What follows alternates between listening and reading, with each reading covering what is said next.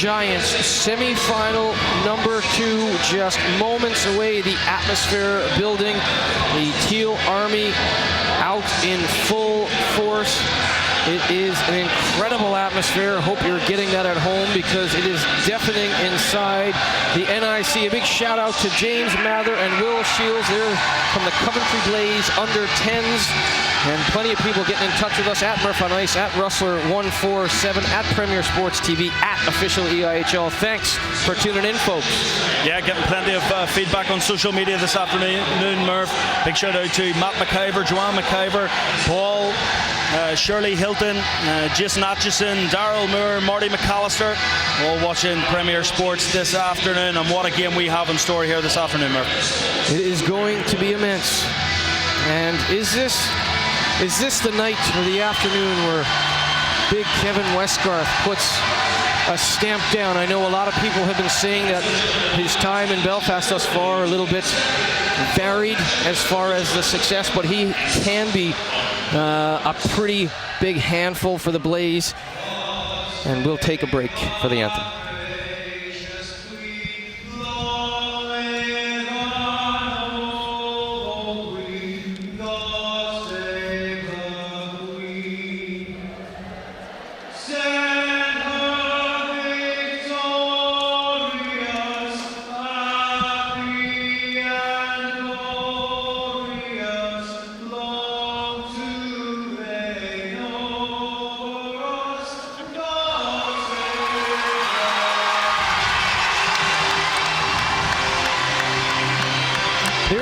I wanted to touch on that point because a lot of people have said that maybe he hasn't brought everything that he thought or that people thought. What do you think? Westgarth has divided opinions, fair to say, in Belfast. But you see over the last 4 or 5 weeks, Murph, he has been exceptional. Certainly the last fortnight in that playoff series against the Cardiff Devils, he was absolutely brilliant, crashing the net hard, difficult to move, taking, we talked about it in the previous game.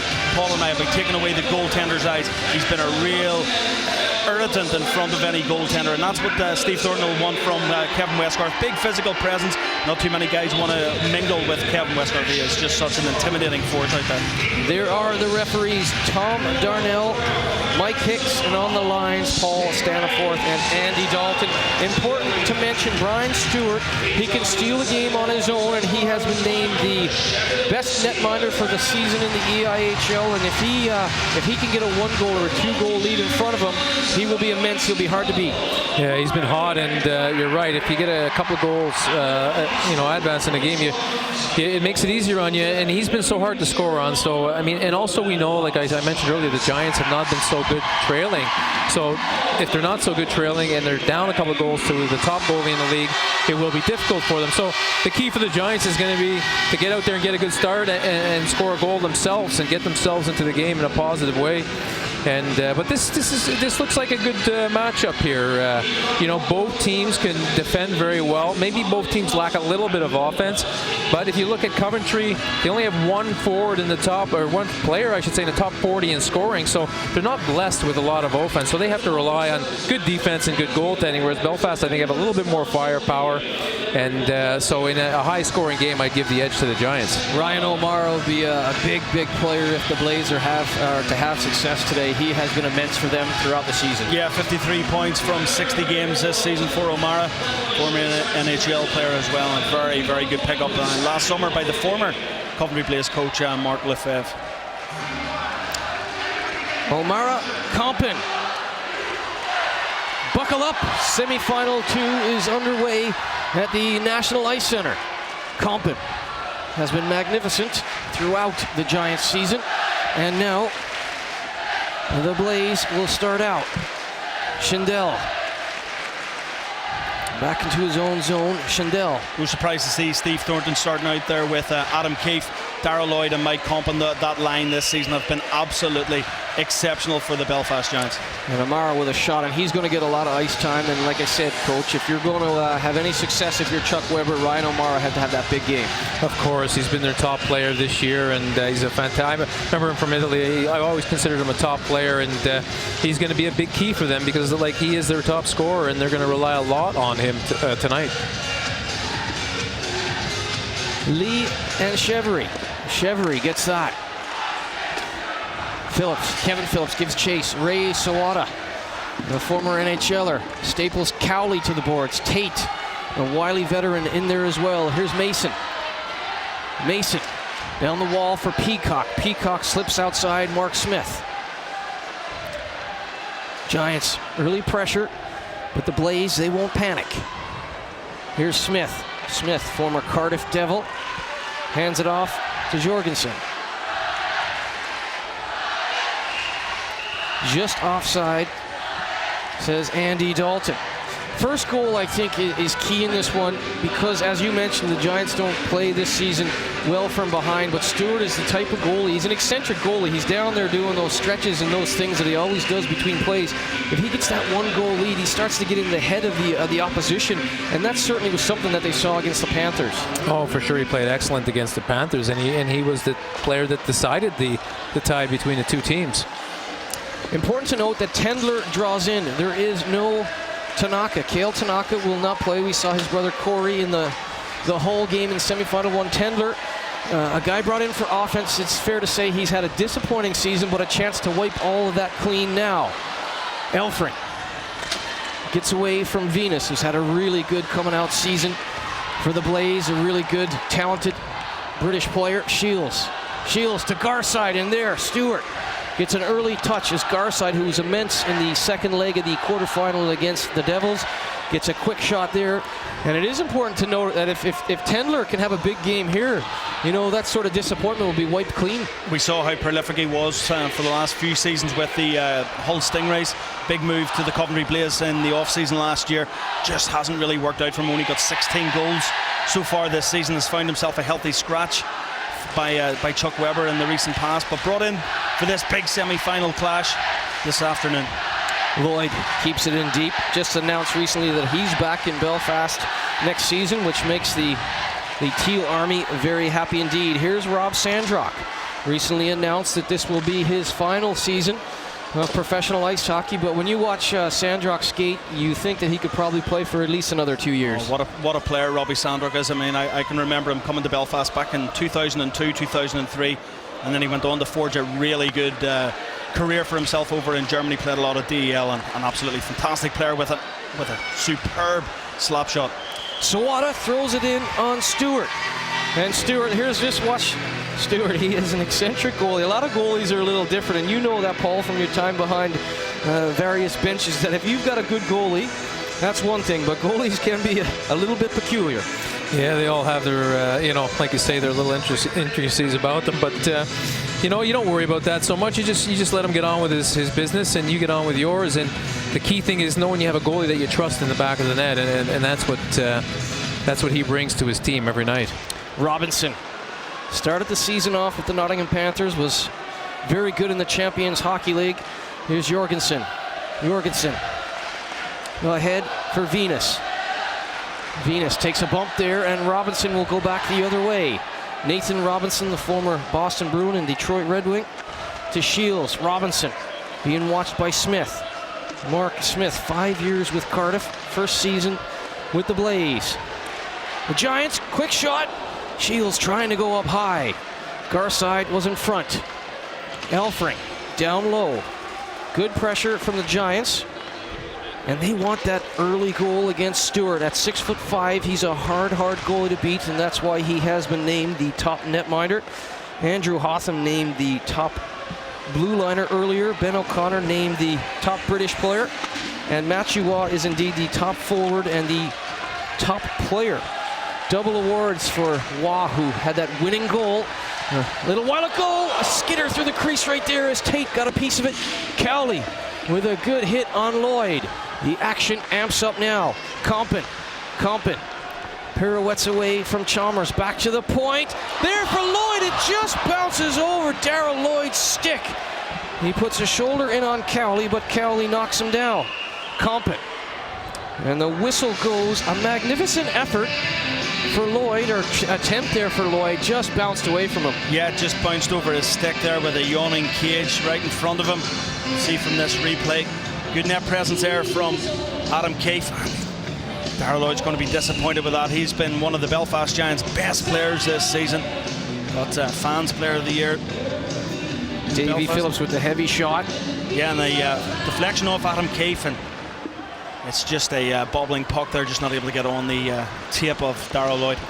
Egner takes a bump there, and Mike Egner, such an important part of this Blaze team. He's had injury and illness issues over the season. A big smile at breakfast this morning did Mike Egner. So happy to be healthy, so happy to be leading the Coventry Blaze into this semi-final number 2, and that's magnificent to see Egner back in the lineup. Yeah, he's a top defenseman, especially on the defensive side, one of the best in the league, and it's frustrating for a player not to get the opportunity to play all the time, and so for sure he's going to have a smile. He's playing in the semifinals, so he's I'm sure really been looking forward to this.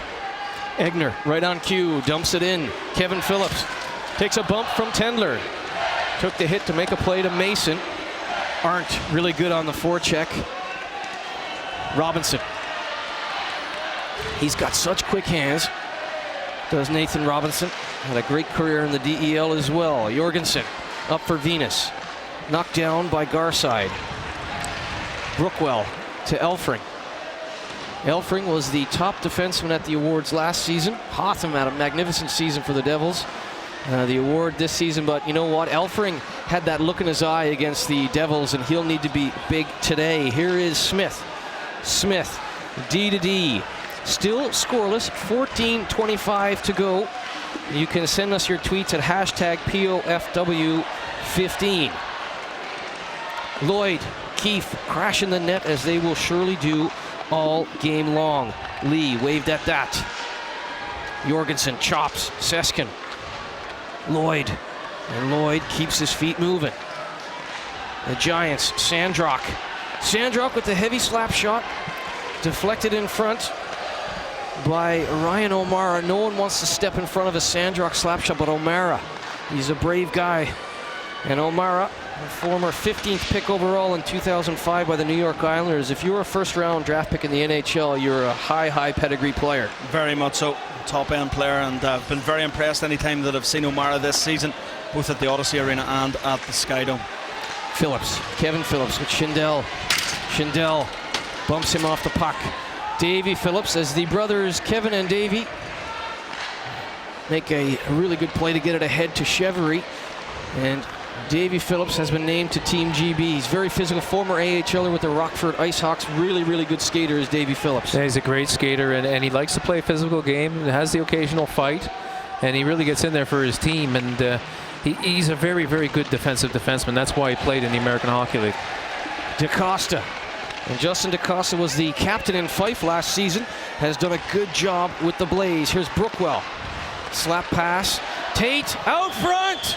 Oh, Sawada, magnificent effort, and Stewart shuts the door. Giants have definitely started this opening first period a lot better than the Coventry Blaze. Passing has been pretty slick from the Giants, and Brian Short, that shot went in on him and covers up fairly easily in the end, but I think the Giants have started the better of the two teams. Yeah, certainly started better. They're skating a little bit better. They look the quicker team, and they look like they're up for it here. I think they really want to get out there and get that first goal. Arndt versus Garside, two number 7s.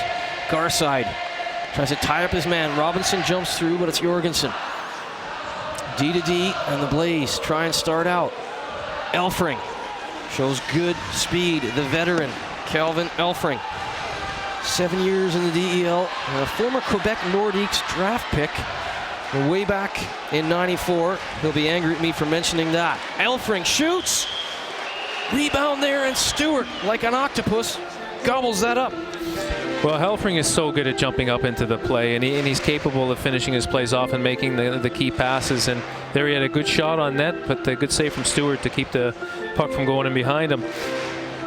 It's a good pass by Shields in transition there as well. I want to say, did Darnell blow the whistle a wee bit too early there?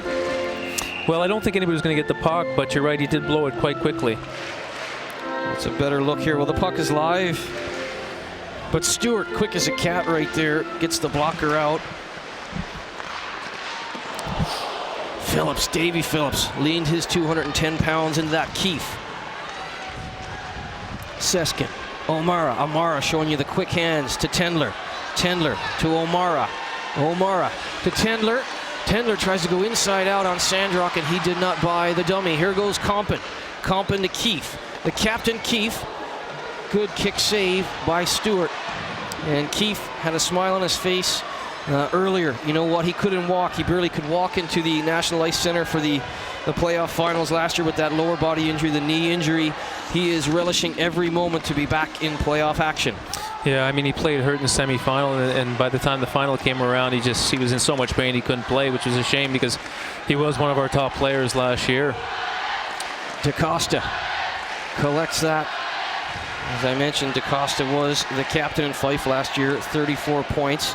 He's been really important in the turnaround, as well as Chuck Weber and his systems. And the Coventry Blaze playing very well under Coach Weber. Interesting to note, as a big shot comes in, Chubak waves at that from Egner. Coach Weber deflected that question from Ed Tarleton about his coaching whereabouts next season.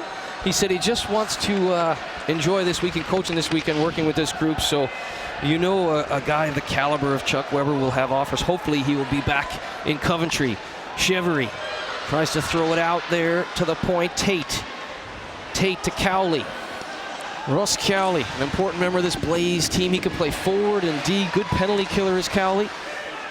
And has had a long career. His 12th EIHL season. Tate knocked down. Brookwell. Big 6'4" Brookwell. A physical player indeed. Chevery up the wall, kept in by Jorgensen. Jorgensen, quick shot, and Chubak makes a good save. No rebound to be had. That was a great save from Chubak there. I thought the puck had come out of the zone, but obviously it didn't. The linesman had a much better view than us. But again, Chubak called upon there to come out of his net and take the angle away and make the save. But still, overall, I don't think Coventry have been able to create a real good scoring chance. Most of the shots have come from outside, not in the slot area, and from outside the top of the circles. You can see that shot is taken from quite a ways out. Chubak is 3 feet outside the blue paint there, came out to challenge. Here's Steve Geertsen, former NHLer. He was magnificent for the Steelers in the playoff final last week, and O'Mara throws it into space. Robinson, Shields, dance away, crisscross and change at the blue line. Robinson, outside Jorgensen. Shields, again, give and go. Robinson out front, Robinson, time, space. And Smith just stood in front of him and took away the angle. He ran out of real estate. Nathan Robinson. I think we're all thinking the same thing there, Murph. Shoot the puck. I can tell you the bench was thinking that off to our left. Just shoot that puck. Here is O'Mara. O'Mara dumps it in. Sandrock will collect. Sandrock being watched by Griffin. Griffin loses his twig. Tendler tries to direct it out front as Arndt was lurking in the reeds. The tempo picked up here in the last 2 shifts. 9:24 to go, first period. You can fairly say that the feeling out process is well and truly over, as Arndt trying to get that first big scoring opportunity for the team in white. Well, just looking at the early part of this game, there's one guy I think could be a bit of the X factor tonight is Robinson. He does have the skill, and I've seen him play some really big games in the Champions League where he was a top player. He could be the difference maker in this game. Yeah, I mean, you saw that play there. He stick handled out front, and if he tried to go top shelf on Mark Smith, you got to give Mark Smith credit. Cut down the angle and just did the job of a defensive defenseman to a T. Here's Compton. Compton back to Kevin Phillips. Mason jumped in there out of nowhere. Mason around Arndt. Mason out front. Mason! Top shelf where you keep the good whiskey. 1-0 Giants. Jeff Mason with his 8th goal of the season for the Belfast Giants. 8:39 to go. Opening first period. Belfast Giants 1. The Coventry Blaze 0. Well, Mason cycled down the wall in the offensive zone. Nobody picked him up. He just took it all the way around the net and then wrapped it, took a quick shot in the back of the net. What a great shot that was. I think, I don't know if it hit Stewart at all, but the main thing is it ended up in the back of the net. We'll get a bit of a better replay here. And that looks like, is that Lloyd down in front of the net fighting? Lloyd causing all sorts of grief. So everyone goes to Lloyd. Chalmers and Arndt converge on him, and Mason had a lane. Yeah, great finish from Mason there, but a great job from Lloyd going to the front of the net like he usually does. Well, that's the first goal, and Thornton alluded to that. Job done, and it was funny because Mason jumped ahead of Kevin Phillips and did a lot of the carrying of the mail right there. Here's Lee. Let's see if the Blaze can have the answer back. Chalmers or DeCosta rather, to Compton. Compton. Shot! And again, they thought it was in. Cowley tried to celebrate. First look at that, I think that's a goal, Murph. They're going to look at it because it happened in the blink of an eye. It's going to be close. I mean, it seemed from the angle that I was standing here that it hit the post low, and it came out on an angle that you would think that it wasn't in the net. But here's the goal again, where Mason comes around and just picks the top corner there on Stewart. A great shot from Mason there. Just saw a ripple in the netting there. Let's have a look at the. Well, it's under review. We need to see that again because Chubak, from my angle here, it looked like it hit the post. You thought you saw a ripple. Cowley started to celebrate and asked Mike Hicks to review immediately. Yeah, it'd be nice to see a replay on that. We've had a few of these so far. Well, it has been incredible because with technology comes delays, and certainly in that first game we saw it. And we await a replay on the Blaze attempt. 8:02 to go. Let's have a look behind Chubak. I thought it hit the post.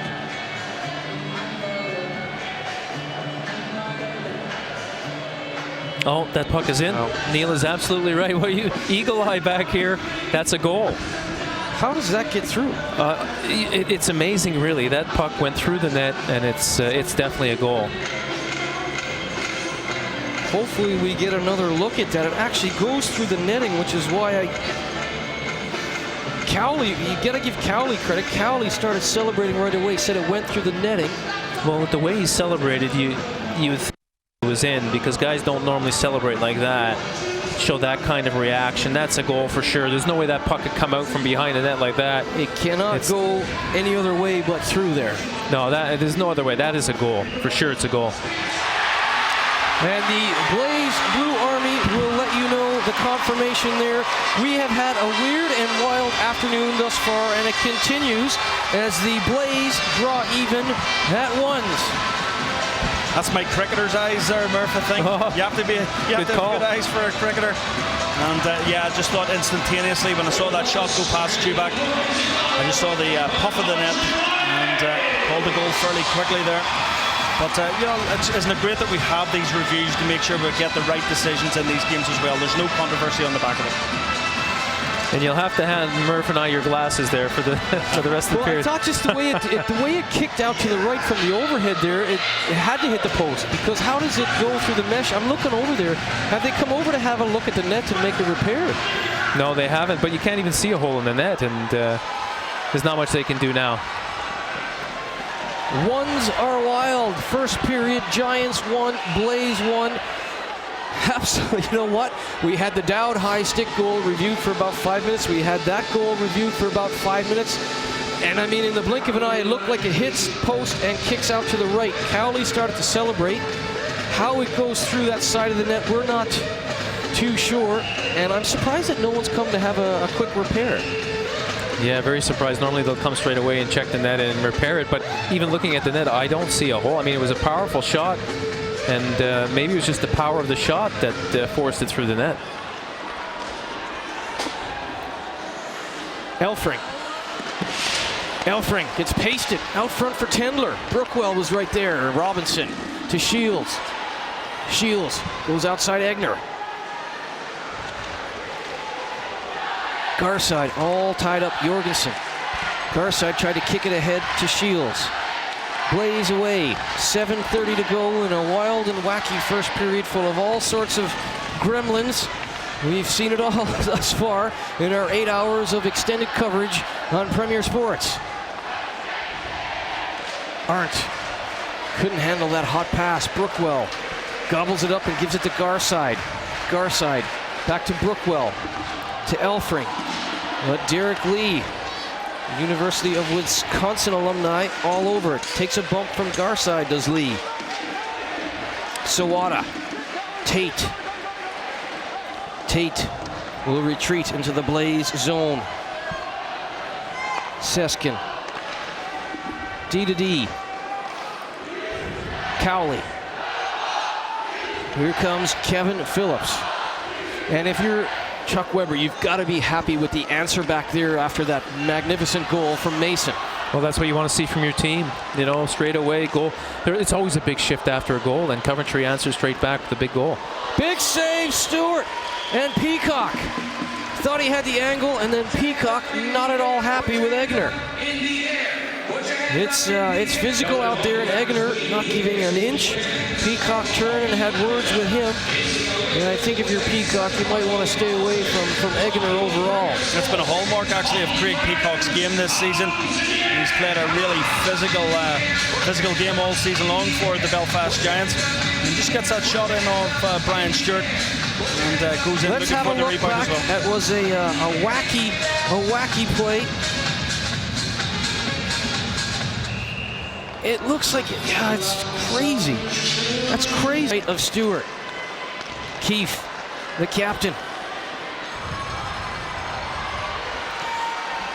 And it is DaCosta's goal.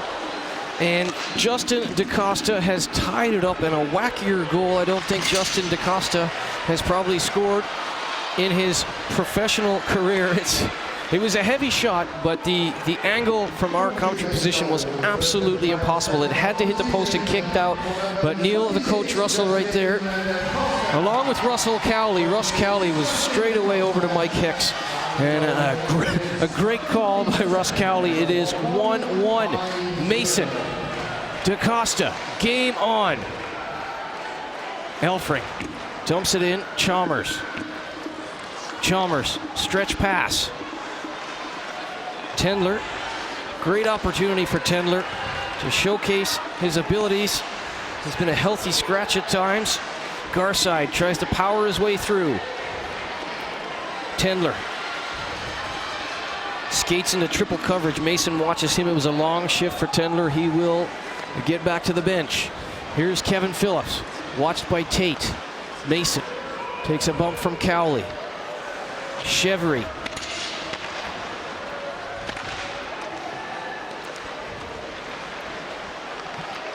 Sawada being watched closely. Tate. Kevin Phillips through a screen, and Peacock had eyes for a tip there, but it was too wide. Here's Egner to Tate.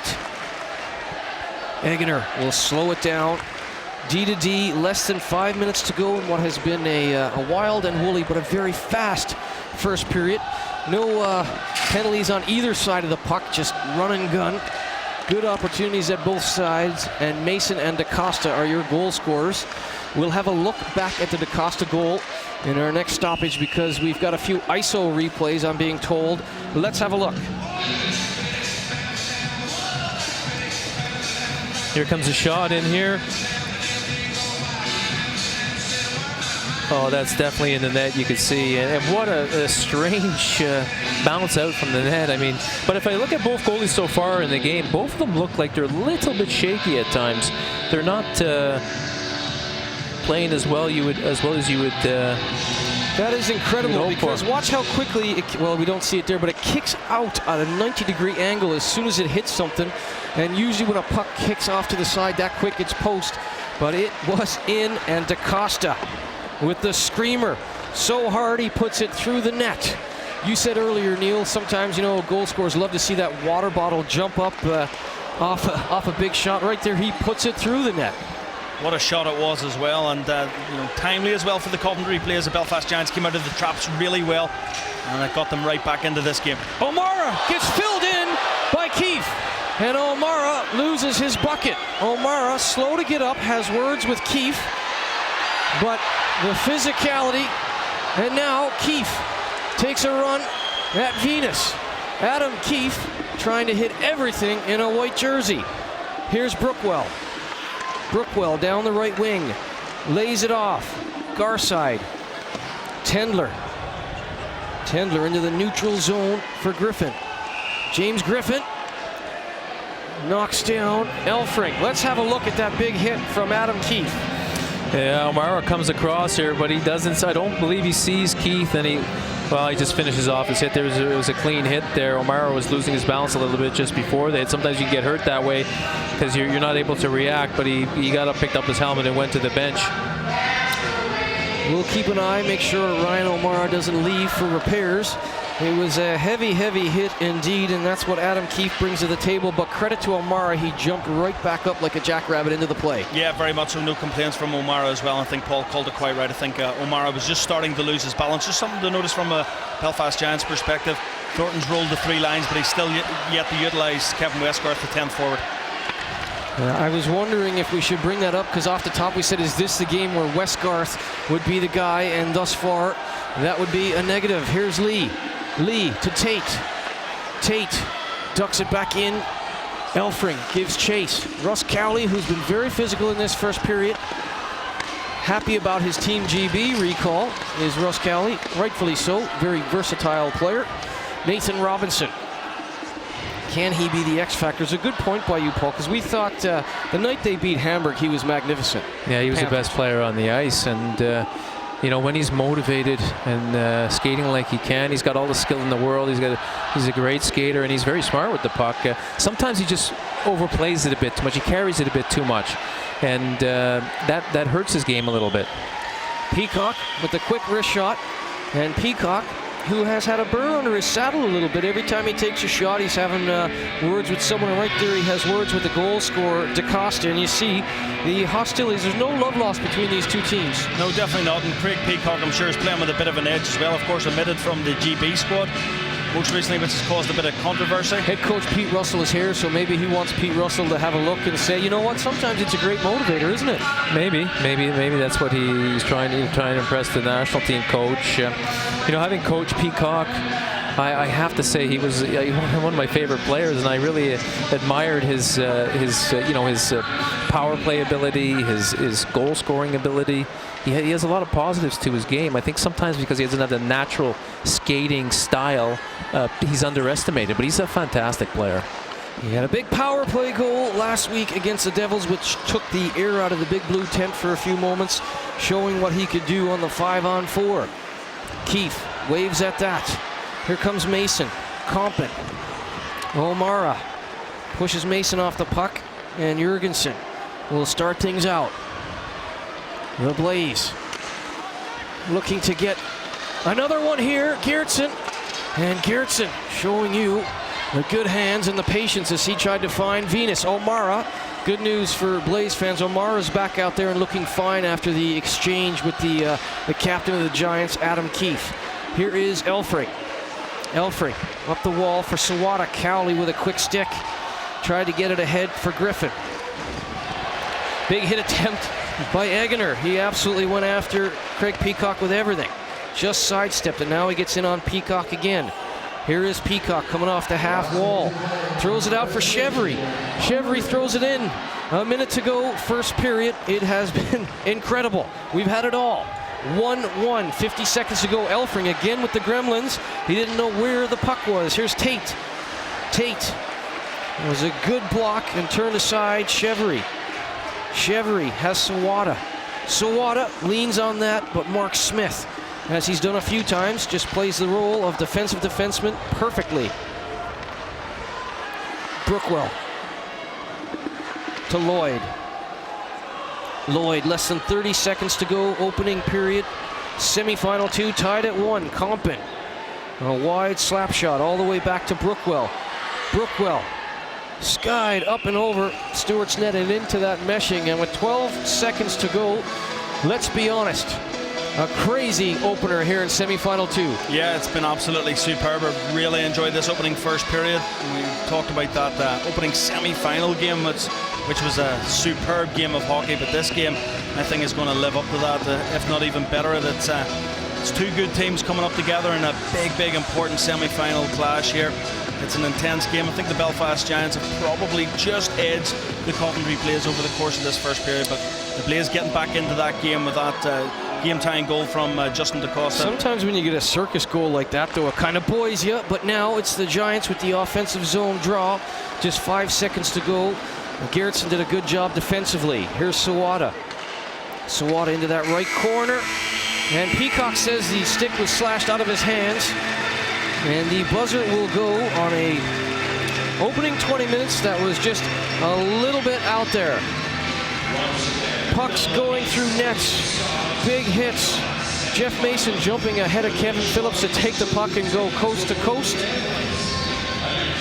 Probably, if you're Steve Thornton, you're happy with that. But if you're Chuck Weber, I think you would have taken a 1-1 draw after 20 minutes, especially the way things were looking a few weeks ago. Oh, definitely. I mean, it's a good first period for Coventry. And just looking at it, I believe that's Ashley Tate talking to the referee there. Ashley Tate had a great first period. His hustle, he just set a real good example for his team. He never stopped working for 20 minutes, and that's what you always get from Ashley Tate. So a great first period from him. And there's Chevry, who I thought had a bit of a quiet period, but he'll pick it up here in the upcoming periods. 1-1 after 20 minutes. Don't go anywhere. Premier Sports will be back with first intermission analysis after this short break.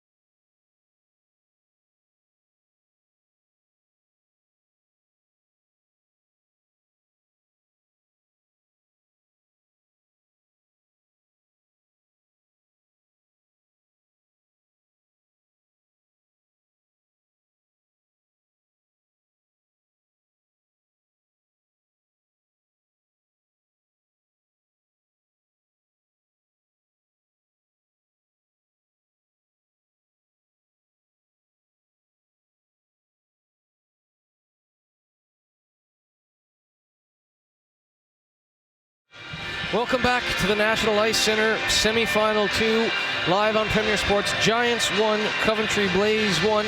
And Neil, you've heard from lots of our viewers and fans throughout the league. I'll try and give a few shout out here to Mo, Croc, Jolene and Daryl Moore, Jim Doran, Mark Bateman, Campbell Porter, Mel and Stevie Robinson, loyal Belfast Giants fan Cheryl Crummy, Angie, Zoe, Hubbard, Joanne, Lisa, Caitlin, Sophie and Lucy, all looking a shout out from Belfast. Hope you're all enjoying the game. What a 40 minutes we've got coming up here. Wow. You can reach out at Murph on Ice, at Russell147, at Premier Sports TV, and of course at official EIHL. It was an interesting first period. It's been an interesting afternoon at the National Ice Centre. And Ryan Omar, really good news to see him there. He was losing his balance, and we saw Adam Keefe, as he always does, just finishes a clean hit, but ran through Omar, knocked his helmet off, and luckily for Big 22, he is out there no worse for wear. As we are underway, second period action, Compton wins the draw to Sandrock. Sandrock throws it forward, that's up and out of play. 2 defensemen with goals in that first period. Mason's 8th, DaCosta's 2nd. Mason's a little bit more straightforward. DaCosta's needed some more. It's still mystifying me, isn't it? I have never seen a puck kick out like that. I've never seen a puck kick out like that. But you know what? DaCosta, I think he started the season off in Poland. He came back, and he's been good for Chuck Weber, and he was the captain in Fife. I know Todd Dudiem missed him this season. And you know what? Job done. Compton trying to end it around for Sandrock. O'Mara turns, fires. Compton picks that puck up. Down to Lloyd. Lloyd, heavy shot. And Stewart. He is incredibly large. He's not far from us. And when he goes down like that, his head is still above the crossbar when he's down in the splits. Well, yeah, a big goalie like that still covers a lot of the net when he's down. That's the advantage of that size factor that he has. And, you know, it shows up in his numbers this year, .922 or .920, something like that, goals against, a save percentage, and that's outstanding. Blaze win the draw. Shields gives chase. Smith knifes it ahead. Lee couldn't corral that. Brookwell. And Smith, I thought, was excellent in the first period for the Blaze. Defensively, thrown out front, weird bounce, and Cowley tries to find a rebound. That looked like it came back off a Giants player, and fortunately for Chubak, he saw exactly what was going down. Yeah, it looked like, from our vantage point, like a bit of an awkward bounce. We'll just see it here on the replay. Coventry Blaze just throwing that right across the crease, and Chubak able to get the glove down there and cover up. We've seen Stephen Murphy, he's the backup a few times there. And Stephen has had a rough season with injuries. See, I thought it went off Brookwell there, but comes back on Chubak. But Stephen Murphy on the bench, and he has been a magnificent servant for the Belfast Giants over the years. But when they lost him, Chubak came in and has done a good job, much like Eunice has had to do for the Steelers. Goaltending, so important, especially come playoff time. Chalmers. And Robinson has knocked that down with a high stick as Garside touches up, and that'll come outside. Yeah, I mean, you know, obviously the Giants trying to get a forecheck in on Coventry here and put them under pressure early in the second period. But the Blaze have done a good job in their end of the ice, picking up the puck and moving it, you know, D to D up the middle or rimming it around and making it tough on the Giants to get a sustained forecheck working against them. The Premier Sports logos proudly displayed with the Elite League logos. It has been a magnificent afternoon so far as we head into the evening. We'll be live, or we've put a good shift in already. We'll be live for over 8 hours today, 4 hours tomorrow. Tune in from 3:30 for our pregame show, and of course the grand final from about 4:10 or so. Here's DaCosta, turned back. O'Mara to Eggener, to Geertsen. And Compton picked that up, comes back the other way to Lloyd.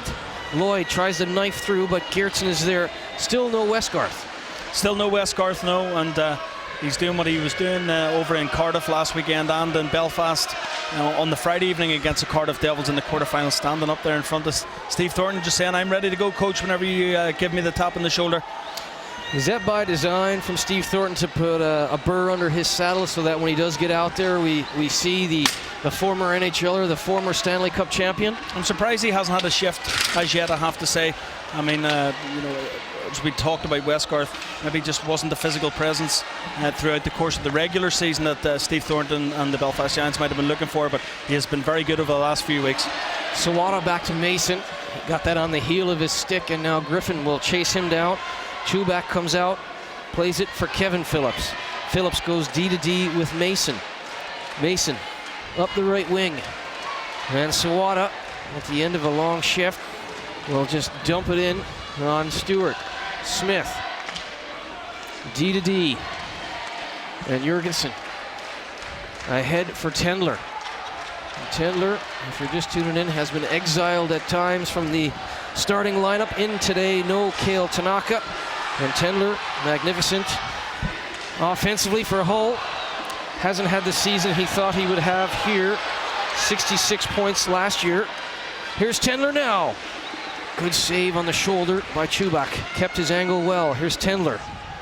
Shields, a wily veteran and a former Philadelphia Flyers draft pick.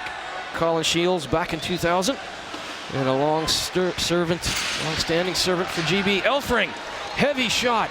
Gloved aside by Stewart. That was a hard shot by Elfring. Yeah, and you talk about Colin Shields, our all-time leading point scorer for the Belfast Giants, a real legend across the REC. Robinson. Sharks into the zone.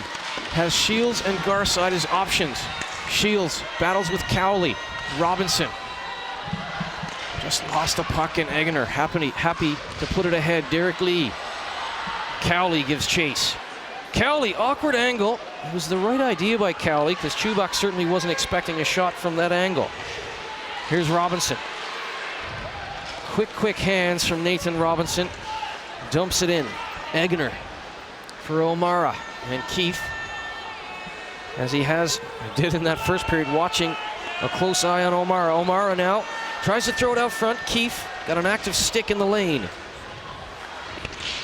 Venus takes a heavy bump from Davy Phillips. Ross Venus got right back up. Venus, good play along the wall. Back to O'Mara.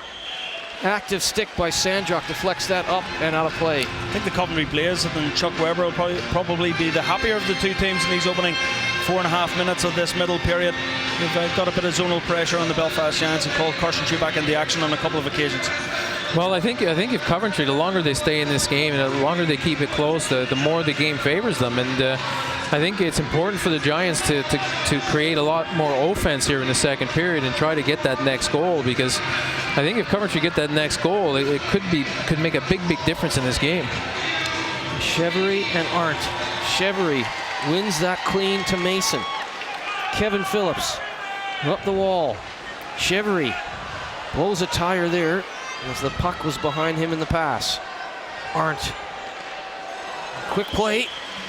Deflected up and out. And I think you're right. I mean, if Coventry keep weathering this storm and squeak one out, it's going to definitely put the onus back on the Giants, because as both of you agreed, the Giants started a little bit better in the opening stanza. Here it's been a little bit more. O'Mara's played a little bit more at the start of this period. Well, of course, you're going to try to get your best player out there as much as you can and hope that he can create a good scoring opportunity or create a goal for your team. He's definitely the biggest threat that the Giants have to worry about. Compton wins the draw clean from O'Mara to Brookwell. And Brookwell, the University of Denver alumni, hands that off, and Keefe, he was watched closely, knocks it up and out of play. 15:09 to go, second period. Giants 1, Blaze 1. Mason and DaCosta, your goal scorers. Kevin Westgarth is still yet to take a seat in front of Steve Thornton. He's still very much showing that he wants to get out there. I like to see that. I saw it, as I say, last Friday evening against the Cardiff Devils. And he hasn't sat down. Hasn't sat down the entire game. Stood up right in front of Steve Thornton, waiting for that tap on the shoulder. It's like an oak tree or maybe an eclipse as the puck rings around. Well, you know, when you talk about Westgarth, I mean, the disadvantage of not using them today is that if they make the final, you know, they could have used up a bit more energy than what they would have needed to. And I think He's obviously played in the NHL, so he can obviously play. I think it'd be to Belfast's advantage to use him. I'm not saying a lot, but I think he can do a good enough job to give one or two of their forwards a little bit of a rest. And I think going forward, it could be a disadvantage for the Giants. Like I said, he is like an eclipse over there blocking out the sun for Steve Thornton. He's an intimidating guy, and the Blaze are probably sitting there, well, they're not going to take too much stock of it, but they probably are wondering why they haven't seen him, and when he does come out, is it a bit of a distraction? Gerritsen tries to go high, but is it a bit of a, like you said, he should be out there at least every 5 or 6 shifts to give a guy a break? Well, I think they're maybe worried he might take a penalty here or there, which could cost him the game in a close game like this. But also maybe Coach Thornton is thinking it's not going to be the most physical game. I don't need such a big physical presence. I need skilled guys, more skilled players for the game. So it depends how the coach is thinking in terms of who he's matching up with and who he's going to use. But I think it would be overall to their advantage to use as many forwards as they can. Is it a distraction in that dressing room? Because Westgarth comes in, he's working hard, he wants to get out there. The guys on the bench, you know, they know, God, Westy's been standing there for 2 hours. Is there a little bit of a, does it become a problem in the dressing room a little bit? I don't think so. I think all the reports that I've heard about Kevin Westgarth is he's a consummate professional, comes in to work hard every single day and puts in an honest shift. Maybe productively, Steve Thornton would have wanted a bit more from him overall, and certainly in terms of the physical side of things, but certainly think he's been a very welcome addition to the Belfast Giants roster this season. Here's Lee after a quick chance by Robinson. Paul, you mentioned that's kind of the X factor he brings. He had a play out of nothing and had a good shot, and Robinson certainly a difference maker when we've seen him both in a Panthers and a Giants jersey this season on Premier Sports. Cowley. I mean, Robinson definitely has the skill and the ability to be a top player in this league. You know, again, you're right on that faceoff. He finds a way to get to the puck, comes across, gets a quick shot, and almost a goal. And I think he does bring that offense that sometimes the Giants have lacked this year. So it was a good signing for them to bring someone in like that who could score goals and make plays. Maybe, like I said, maybe he could be the guy who gets that big goal today. Mason beats Arndt to the 50-50 puck, but Mason had to throw it into space, and Griffin was there, tipped by Arndt, and Chubak will hold on after the tip in front. Yeah, good save there from Carson Chubak. The Coventry Blaze are playing very well here. I just took a look over at the Belfast Giants bench, and just after me saying Kevin Westgarth hasn't taken a seat all night long, he's just taken his first seat. So he has. But I guess even the fittest of athletes can only stand for so long. You're eventually going to need that break. Well, the thing is, if you sit down, your legs do get stiffer, and he's probably thinking, if I'm going to get a shift tonight, I'm going to get it in the first half of the game. If I don't get it by then, the coach isn't going to put me out there. So, but I think the one thing the Giants have to be careful of, a couple of times now against Coventry's forecheck, their defenseman has reversed the puck to nobody, and I think there seems to be a little bit of a lack of communication down in their end of the ice, and I think it could catch them out for a goal against if they're not careful. There is Craig Peacock. Great sniper for the Giants. Leading the face-off to the left of Stewart. Yeah, Craig Peacock leading the goals for the Belfast Giants this season, 24, and leading GB score as well, but can't find his way into that GB squad, amazingly. Chevry to Sawada. Sawada bulls through. Peacock lays off to the flank. Joins the fray to help Sawada out. Good play by Jorgensen there to neutralize both players. Jorgensen puts a grab on Peacock. Mike Hicks says, play on. Peacock certainly thought he was held or obstructed right there. Mike Hicks shouted, play on, keep going. Cowley couldn't get the puck out. Sawada ahead for Chevry. And Smith, the steadying influence of Smith ahead to Jorgensen. Lee gives chase, but Davy Phillips, first man back, takes a bump from Lee and makes the play. Sawada gets stood up by Chalmers. Good play by Chalmers. I think a lot of credit in this period has to go to Tendler goes inside out, and that is not the guy you want to see if you're Carson Chubak. Most definitely not. Bit of a turnover there in the neutral zone, and Jeremy Tendler Skates through, and we'll see a replay on that one hopefully, but just goes wide on Carson Chubak. Can't afford to leave a player of that quality with that amount of space. Good sticks there from Davy Phillips. Superb defensive play from the big number 13 of the Giants. Yeah, that's a good stick, because Tendler has the top of the net there, and he has Chubak down and out. Well, Chubak came out quite a ways, so it forced Tendler to go wide. And then Davy Phillips, credit to him, he stayed on Tendler and got his stick down just in time. Quick shot! Oh, the Giants need to tighten that face-off up in their own zone. Griffin, very, very dangerous. Garside to Elfring, watched by Venus. And Elfring steadies it down to Brookwell. Brookwell ahead for Robinson. Robinson, he'll wait for reinforcements. Throws it in front. Garside had to wave at that. It was too high a pass. And now Mike Hicks has a word with Ross Venus in behind the plate. Knocked down by a high stick is what I think Mike Hicks said behind the plate.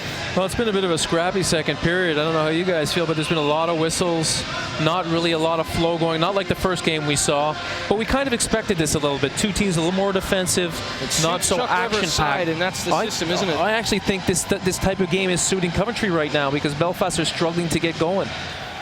O'Mara. Compton wins that. Keefe hauled down by Gerritsen. DaCosta, the Blaze goal scorer, jumps into the play. Tries to go outside. He'll put on the brakes and take a bump from Compton. Gerritsen. O'Mara to Gerritsen. Here's Tendler. Took it awkwardly on the backhand. Egner looks up, fires. Blocked down in front as the Giants collapse in front of Chubak. Tendler puts a shoulder in to Lloyd. Sandrock up the wing, but Egner will keep it in on the point. I would 100% agree with you, Paul. This second period has been scrambly. It's been like watching the New Jersey Devils back when they won their first Stanley Cup. They just shut everything down, wait for a mistake, get a not a fluky goal, but a greasy goal like the DaCosta goal, and just make the other team make mistakes, especially in their own end. Well, it's a game of mistakes, and it looks like in today's game, the team that plays the best defensively will win the game, because there's not a lot of offense being created. Seskin with a big hit on Sawada. Sawada keeps battling Chevry. Chevry out of the corner. Back to Mason. Sawada tip in front. 2-1 Belfast. Ray Sawada with his 24th goal of the season for the Belfast Giants. His 66th point in total. And with 10:45 to go, middle period, Belfast Giants 2, the Coventry Blaze 1. Well, as we say that if they were shutting it down, Big Sawada was a handful going to the net. Well, of course, but there was a good heads-up play from Mason there, who, he gets his head up, and rather than shoot the puck, he sees Sawada to the side of the net, and, a shot pass to Sawada, and it gets in the back of the net, so a great play from him. And it looks like, not quite sure what the referee's up to there. Mason with a goal and an assist. Now Mason with the shot, and Sawada right there. Nice soft hands by the big man. And Ray Sawada, 6'2", body in front. He was a handful. Assist there to Mason. He's got a goal and an assist, and Jeff Mason playing a whale of a game for the Giants. Nothing Stewart could do there. It was a great play by Mason. Yeah, superb play. Jeff Mason has been, he was voted the Belfast Giants defenseman of the season just last week there. He has been absolutely phenomenal all year. Here's Peacock. Peacock with a chance on the backhand. And Jurgensen did a really good job against Peacock. Here's Sawada now. Thornton keeps the hot line out there. Peacock, Sawada gets his head up with Smith again. Presses out, and Mark Smith has been amazing for the Blaze in his own end in this game. Yeah, real solid defenseman, very, very good defensively. And overall, the Blaze defense have played well, and a little bit of a hack there from Lee on Chevry going to the net. I mean, you don't want to do that too many times. You can get a cheap penalty like that, can really cost your team in a big game. Let's have another look back at the goal. Look at Sawada. He's a handful for Seskin. And I've said it a million times, net presence is absolutely key. And you see Peacock and Sawada there right in on top of Brian Stewart. And Sawada right at the top of the crease just gets a tip in the right place at the right time. 9:52 to go. Middle stanza. Giants 2, Blaze 1. Face off to the right of Stewart. O'Mara can't get that as Compton ties him up. Keefe takes a bump from DaCosta. Lloyd battles away from Eggener. O'Mara keeps an eye on him, and Eggener will get another chance. Eggener with a nice pass, although a dangerous one in front of his netminder. Tendler being watched by Sandrock. Sandrock does a good job right there on Tendler. Davy Phillips up the wall. Lloyd, little bank play, took a funny bounce off the dasher, and the Giants will have to retreat back into their own end. Kept in by Chalmers, just offside, says Andy Dalton. I think that goal for the Belfast Giants probably, in fairness, came against the run of play. I thought the Coventry players have probably, over the course of the 11 minutes of this middle period, been the better team. Yeah, I had a little bit more of the offensive zone play, but it's all about finishing your chances when you get them. And like you say, the Giants haven't had a lot of chances, but all it takes is one heads-up play, a shot pass like that to Sawada, it's in the back of the net. And you're absolutely right. Peacock stepped in front of the goalie just at the right time to just take his eyes away completely. They were shutting them down. The Blaze had their game plan firmly pressed in, but Sawada showing you the class of a guy that was a former Dallas Star. And a nice soft touch on the Mason slap pass. Here's Griffin. Garside puts a shoulder into Griffin. Griffin does well, battles it out front to Ben Arndt. Robinson to Shields. Back to Robinson. Dances away, but Arndt keeps an eye on him. Chalmers out there as well. Here's Garside. Mason with another shot. It was knocked down by Chalmers. Mason to Shields. Mason to Robinson. Robinson deflected up and out of play, and that was a good active stick. Arndt has been following the game plan for sure. He's a good defensive forward. Yeah, he does a great job defensively for his team, and he certainly knows where to position himself in a defensive zone. But what I really noticed a lot is the Robinson-Shields connection for Belfast. I think they're playing really well. They're skating really well, creating some offense, and with the Garside who'll do the work defensively, I think they're quite an impressive line so far. Yeah, 100% Garside. You know what? Doesn't always get the press lines or the accolades, but he has been magnificent in the playoffs, including the quarterfinals for the Giants. Jurgensen, Peacock, Smith has a run at Peacock. Sawada comes in to try and help him out. Chevery in on the scene as well, but the Blaze will come away. Here's Tate. Tate to Cowley. Cowley and Tate, two EIHL veterans, working very well together on this line for the Blaze. Here comes Mason. 7:47 to go, second period action. Giants 2, Blaze 1 on your home for hockey Premier Sports. It is semi-final 2. The Steelers are already through after a 3-2 win against the Hull Stingrays. Keefe lets fly, turned aside by Stewart all the way out to Tate. Tate fanned on that play, and Phillips with those long strides lopes into the Blaze zone, but Stewart will give up no rebound. Yeah, good work there from Davy Phillips again, and you can see Darryl Lloyd, you'll see him here just top of your screen, just zooming in here looking for that rebound off Brian Stewart, but his rebound control as a goaltender is absolutely exceptional. Another look, Davy Phillips with those long strides. He's a big body at 6'3", and we mentioned AHL experience, a magnificent skater, showing it there. We talked about the Hull Stingrays. They lose 3-2, 3 seconds to go in that game. Matthew Waugh, who's done so many big things for the Steelers this season. The Steelers are through. They're the defending champions. They are the Elite League champions. They await one of these teams. We talked to Dave Sims. Interesting, they're going back to Sheffield. They're not going to stay at the event hotel. They're going to go home and have their own home cooking. They're going to sleep in their own beds. They're not going to have the distractions of the lobby or the event hotel. And that's a different strategy by Jared Adams. I like it. I think it's a smart move. You go back with your family and relax and put your feet up and eat like you normally would for your games and get a good night's sleep in the bed you're normally in. And I think that's an advantage to do that. We will see how they go tomorrow. As mentioned, the pregame show live from 3:30. And we'll be live straight through to the awarding of that beautiful silver trophy on our set. And the Steelers looking to go back-to-back as they won in overtime. Drew Fata, the hero, a year ago. Here's Compton. Compton got hauled down.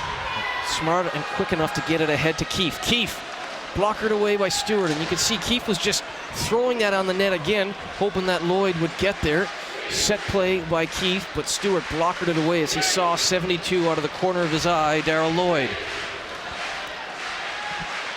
Seskin to Geertsen. Geertsen was a part of that Steelers playoff championship. Chubak looked like he might have lost an edge right there. Luckily, no shot was coming. Chalmers to DaCosta. Venus. Elfring. Elfring takes a bump but makes the play to Brookwell. Here's Shields. Shields to Garside. To Robinson. Robinson with time, but look how far Stewart out. He's out at least, what, three feet from the crease there, and he's 6'5". Not much for Nathan Robinson. No, he comes out and challenges the shooter, and the reason he can do that, come out so far, is that if a player decides to fake it, pump it, and go wide, he's so big that he can flop and cover a lot of the net. So, but again, there's not a lot for Robinson to shoot at. A very good save, good, solid, sound, technical save from Stewart. And as I said earlier on, his rebound control is absolutely exceptional as well. Some good atmosphere here as the fancy dress theme keeps going. I was going to wear a Spider-Man outfit. I was advised against it. We were trying to get Neil and Paul into Teletubby outfits, maybe for the final. Chance Chevery, howitzer up above Stewart. Peacock wraparound.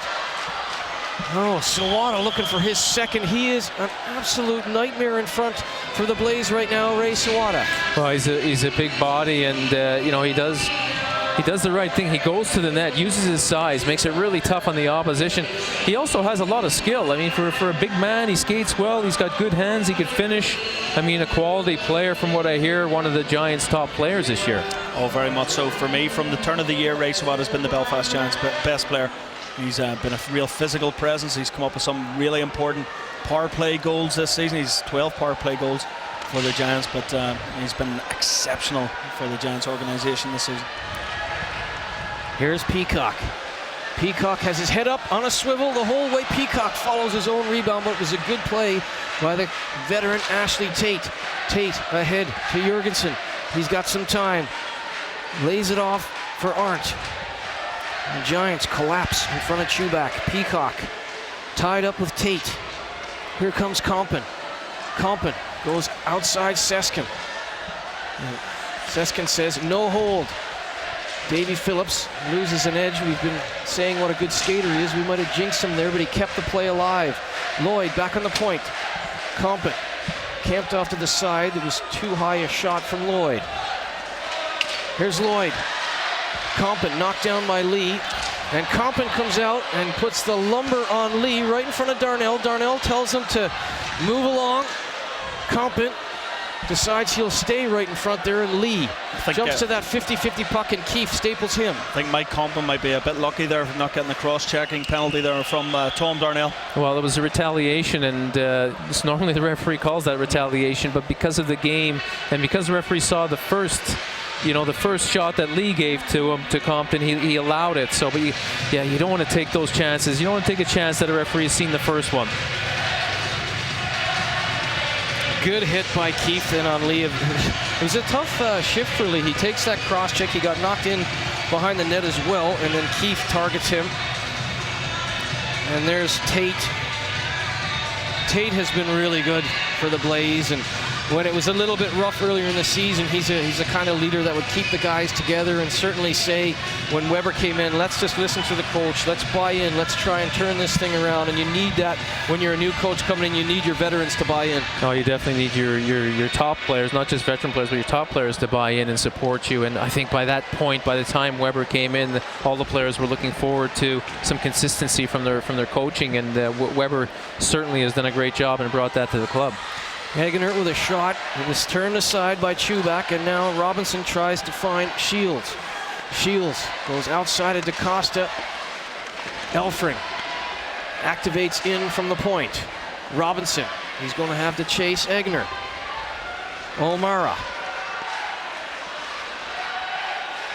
And O'Mara shows you the strength on the puck. Keeps on it. Egner high. Chubak went down. Tendler now trying to find Egner, who's a long way from his defensive position, but that's smart play by Geertsen, who went back to the point and covered off for Eggener. Garside. Hard in, but Smith gets there first. Sawada. And still no Westgarth. Westgarth standing again on the Giants bench. He really, really wants an opportunity to get in amongst the trenches and be a part of this semi-final number 2. Oh, no doubt about it. As we said, he's been standing up in front of Steve Thornton most of the evening. And make an impression. Get a shift out there in this big semi-final clash. Peacock. The Giants in transition. Chevry will give chase. Chevry blows past Jorgensen and then takes a run at Smith. Venus. Ross Venus has plenty of time. Decides to dump it in and follow his own play. Takes a big hit from Davy Phillips. Venus, again, to his credit, jumps right back up. He's taken some big, big shoulders, and I believe both of them have been from Davy Phillips. In behind, Chubak. 2:45 to go. Giants 2, Blaze 1. It is Mason and Sawada for the Giants, DaCosta for the Blaze, and a weirder goal you will not see from DaCosta. I was going to mention a couple of minutes ago about Lloyd and Seskon having a battle all night long, and Lloyd just having a bit of a hack and a whack there, just off the puck. Well, 2 players who like to play a physical game and Very finish much their checks, so it's only normal that they're going to have a bit of a war here in the game. But you'd expect nothing else for a playoff semi-final. Exactly, they're gonna play their game, and that's not going to change. And we know Darryl Lloyd loves to throw the body around, and he comes at you with so much speed that you feel that he's a really powerful checking forward. But he also has an offensive side that he doesn't get a lot of credit for. Seskin, a big hombre as well, 6'2", 210. 149 penalty minutes for Seskin last year in the CHL with Tulsa, so he brings a definite edge. Nowhere near, I think Paul already talked about it, nowhere near as much fluency to this middle period as there was in that opening first period. A lot of whistles, a lot of offsides and what have you. Well, definitely, I think that suits Weber fine though, the start-stoppingness of it all. Yeah, it doesn't allow Belfast to get into a good flow, because I think between the 2 teams, Belfast have the better skating team, and if you have the better skating team, you want the play to move. You want to go at the opposition, but when there's a lot of whistles, you just don't get that chance. Here's Robinson. Robinson throws it in for Garside. Garside takes a bump from Chalmers, and Chalmers from his knees makes a play, but threw it up the wall. The only guy there was Elfring. Tate to Cowley. Here's Lee. Lee, end around for Cowley. Cowley lets it go for Tate. Cowley goes to the front. Backdoor play to Costa, looking for his second goal. Had Cowley as a screen, and O'Mara tries to pick the top corner. It was wide and high. Here's Elfring. Elfring and O'Mara. Tate as well, and Elfring. With the last-ditch effort, moves it for Shields. Shields takes a heavy thud there to make the play for Compton. Compton to Robinson. In front, Compton has the jam play. It went to the line, but what a play by Tendler. Well, on the back check, Tendler went to the net, and he looked for the rebound. It was lying behind Stewart. Lucky he picked it up and cleared it, because otherwise it was someone for the Giants would have shot that into the back of the net. But a great first save, but he got help from his teammate Tendler there. Really good interlink play as well there between Mike Compton and Nathan Robinson. Yeah, their synergy has been good, but that was magnificent from Tendler. The puck was moving, albeit slowly, and it's the end of the period, so there's lots of snow in that crease, but it was moving towards the line. Sitting there dangerous. Speaking of dangerous, O'Mara redirects that. Gerritsen threw it out front. O'Mara with the nice little tick down, but Chubak will hold on. Well, Gerritsen, O'Mara, Tendler on the same line. I mean, that is a very potent offensive line, and they haven't clicked yet, but they're getting some shots, and it seems as this game, drags on, that they're getting closer and closer to that. Here's the example of where the Belfast came very close to scoring, and the puck is cleared here right on the line. That's a good job from Tendler, back checking all the way to his net and stopping at the net, not turning away, because if he turns away, it could be a goal for Belfast. Here's Mason. Less than a minute to go in this middle frame. Giants 2, Blaze 1. Smith. D to D to Jorgensen. Here's O'Mara. Big O'Mara gets his pocket pick there. Doesn't cost him. Brookwell chases back, and that'll come out all the way back. It has to be said, Omar, we said he had to have a good game. He has had a good game. We said Compton and Robinson could be X factors, if you will. They've both been excellent too. Yeah, very much so. I think all those key players that we highlighted at the top of the show have been indeed the key players for their respective teams. There's the Steelers faithful. They were much noisier a few hours ago as Matthew Waugh sent them through to the playoff final with another huge goal. Just 3 seconds to go against Hull. Heartbreaking for Hull, but they can hold their heads high. Here's Peacock to Sawada. Smith does a real good job, as he has time and time again in his own zone in this one. Smith. Did you see Stewart come out and play some distraction tactics there? He is an eccentric goalie, but what a goalie he has been. Here's Gertson. Gertson 1-on-3. And finally, Compton fills him in.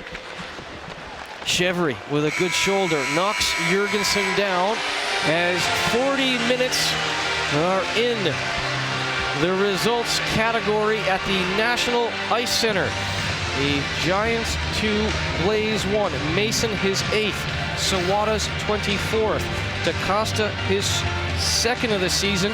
The weirdest goal I've ever had to review by DaCosta. And after 40 minutes, it's all to play for. Final 20 minutes, the third period ahead on your home for hockey, Premier Sports. The winner of this one will go ahead to the grand final tomorrow against the defending champion Sheffield Steelers. And no matter who gets through, that won't be an easy one at all. Don't go anywhere. We'll be back with second intermission analysis between the Blaze and the Giants after this short break.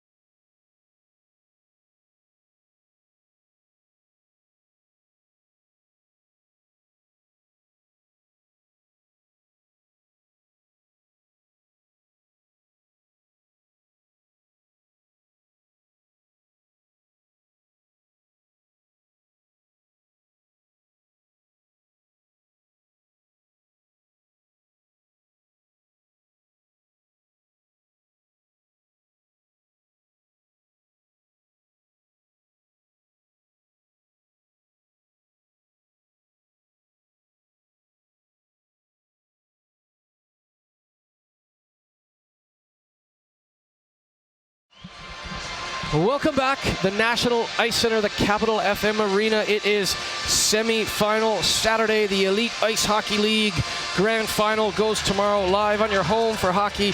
Premier Sports third period action about to tee off. Shots on goal, they've been changed. It is actually 24-10. They had now announced 23-9. They've edited that 24-10 in favor to the Giants. And Paul, you so rightly said that's just not enough shots on goal if you're the Coventry Blaze. Not to win a game. I mean, just 15 shots. If they get just another 5 shots, it'll be 15 shots for the game. I just can't see them winning with that total of shots. You need to get up normally to over 25 shots to win a game, maybe 20.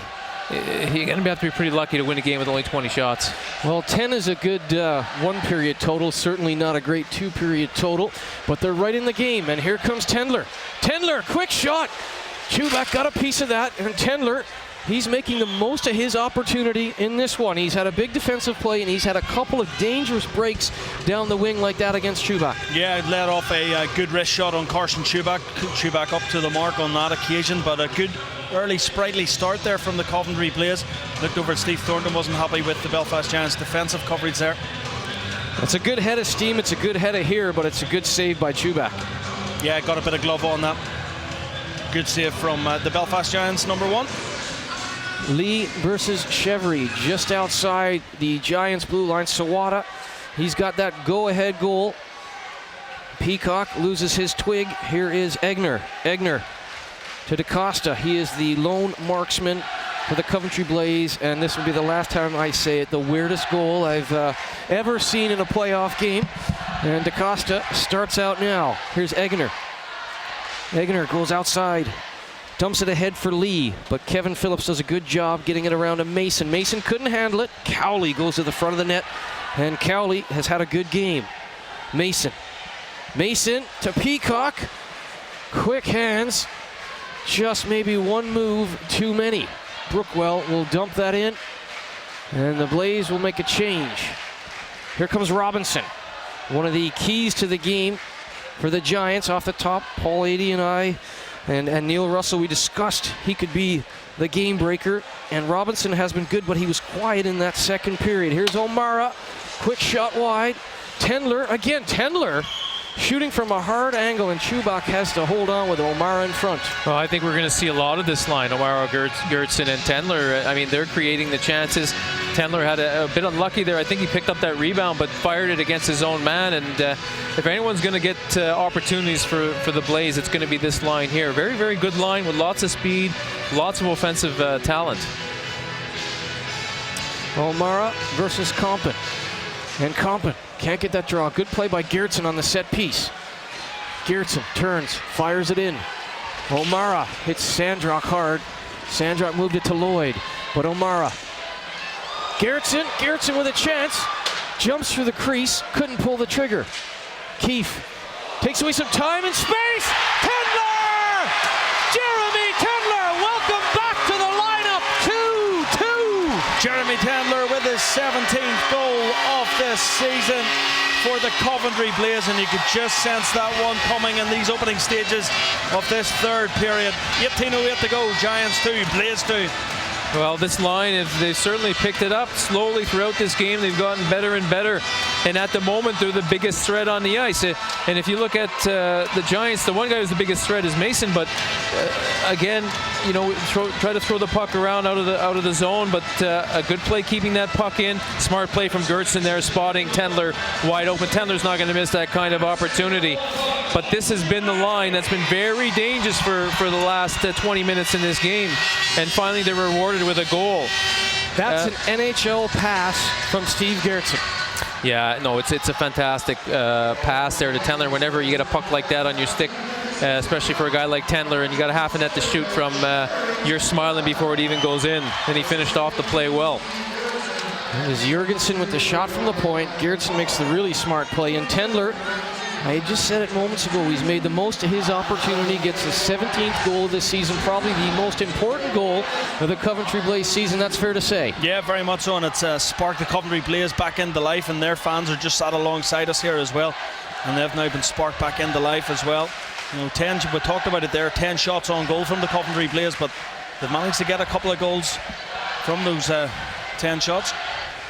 It's not always quantity, I guess. Sometimes it's quality, and that was magnificent. It was magic from Gertsen, and a smiling all the way to the bank by Tendler. It was a bit like the vision that Jeff Mason had for the pass into Ray Sawada for his goal. I mean, Gertsen just cool, calm and collected, and that's sometimes what separates the good players from the great players. Guys who are just very cool, calm and collected in the moment, and that's what Steve Gertsen was there. You know this, you gotta slow it down to your own vision. Yeah, of course. I mean, he's, a guy like that's not going to miss that kind of opportunity. The thing is that you talk about shots. Well, they had 2 or 3 good shots before they scored, and I think you create those shots, and then from that you'll get your goals, and that's what I was talking about when I was saying. Peacock back out front. That was some chance by Kevin Phillips. The Giants try and go right back in the lead, and Phillips denied by Stewart. Here's Chevery. Chevery takes a bump from Tate. Sawada gets on his horse. He'll chase Eggener. Lone man in Sawada. Eggener had time. The Blaze come away. We've got ourselves a game. O'Mara tries to go wrap around, but it was a good play by Davy Phillips. And then Mark Smith, who's been probably the best defensive defenseman for the Blaze in this game, jumps in off the point. Yeah, very smart move from him, coming late, coming into the slot area, getting a nice pass. I think that was O'Mara carried that puck deep, and watch the play he makes here. He keeps the puck, sees Smith picks a good spot there to come in. A great save from Chubak, because that he was wide open there, and I think here smartly, Coach Thornton has called a timeout because he realizes that Coventry are taking the play to them, but it's this one line of Coventry that are really playing well, and they're putting the pressure, putting the Giants under pressure. O'Mara, Tendler, Gertsen are playing fantastically well, and give their coach credit. I mean, he hasn't used them too much in the first 2 periods, and now he's ready to use them because he knows it's their last period possibly of the season. You might as well go with your big guns, put them on the same line, and see if you can create some goals and get into the final. So smart move from Weber, keeping these guys together, because they have been, in my opinion, the best line on the ice of the 2 teams. And a smart move by Steve Thornton and Stewie on the Stewart on the bench over there. Rob Stewart, the assistant coach, they needed a timeout badly there. Face off deep in the Giants zone. Jurgensen walks in off the blue line. Jam play. Tries to go up high. Gertsen. O'Mara starting to feel it now. Back to Jurgensen. Jurgensen falls down. Shoots from his knees. Never got it to Tendler. And the Giants fans over to our right took a breath there. Luckily, Jurgensen, for their cause, fell down. Here's Gertsen. Back to Jurgensen. Jurgensen has time. Jurgensen! A laser beam knocked up high and over Chubak's net.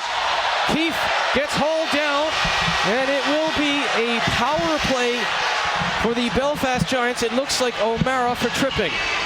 Coventry Blaze fans are absolutely incensed with that decision from referee Tom Darnell.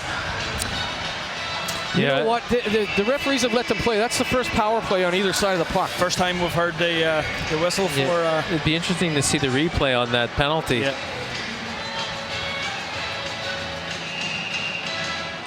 Well, there's Keefe. Gets pulled down. This shot, just a good save from Chubak, just goes over the net there, but he gets a piece of it. We don't actually see. The penalty was actually further along, wasn't it? Well, the Giants really need this because all the momentum has been with Coventry, so here's an opportunity for the Giants to change that. O'Mara for tripping. Here is Sandrock. Sandrock to Peacock. Peacock had a corner. Sawada camped out in front. Mason. It's actually a kneeing call. It won't matter what the call is. It's a power play for the Giants, but O'Mara didn't agree. Here is Chevery. Craig Peacock, a real poking threat, as Paul will tell you, on the power play for the Belfast Giants. Peacock is really good on the cycle, coming off the wall and picking those top corners with his wrist shot. He's especially strong on Belfast's right side. Being a left shot, it gives him a good angle to finish off those plays. It's actually Gertsen, not O'Mara. It was O'Mara who protested to the high heavens that it shouldn't have been a penalty, as Adam Keefe maybe sold it a little bit, but it was certainly a situation where right in the heart of the play, the referees maybe felt they couldn't let it go. This is the first power play on either side of the puck. Darnell and Hicks have let the Blaze and the Giants play. Here's Chevery. Chevery takes the return. Chevery's got time. And I think if you look at the Giants bench, they want things to happen if you're Coach Thornton. A little bit quicker. Here's Peacock. Peacock! Quick shot, batted away, gloved away by DaCosta after the initial save by Stewart. 40 seconds to go on the Gerritsen kneeing minor. Coventry's really tired here on the PK. You can see there's not a lot of movement on their PK. They're just trying to get the puck out of their zone. Shields had a go. Shields then keeps it in.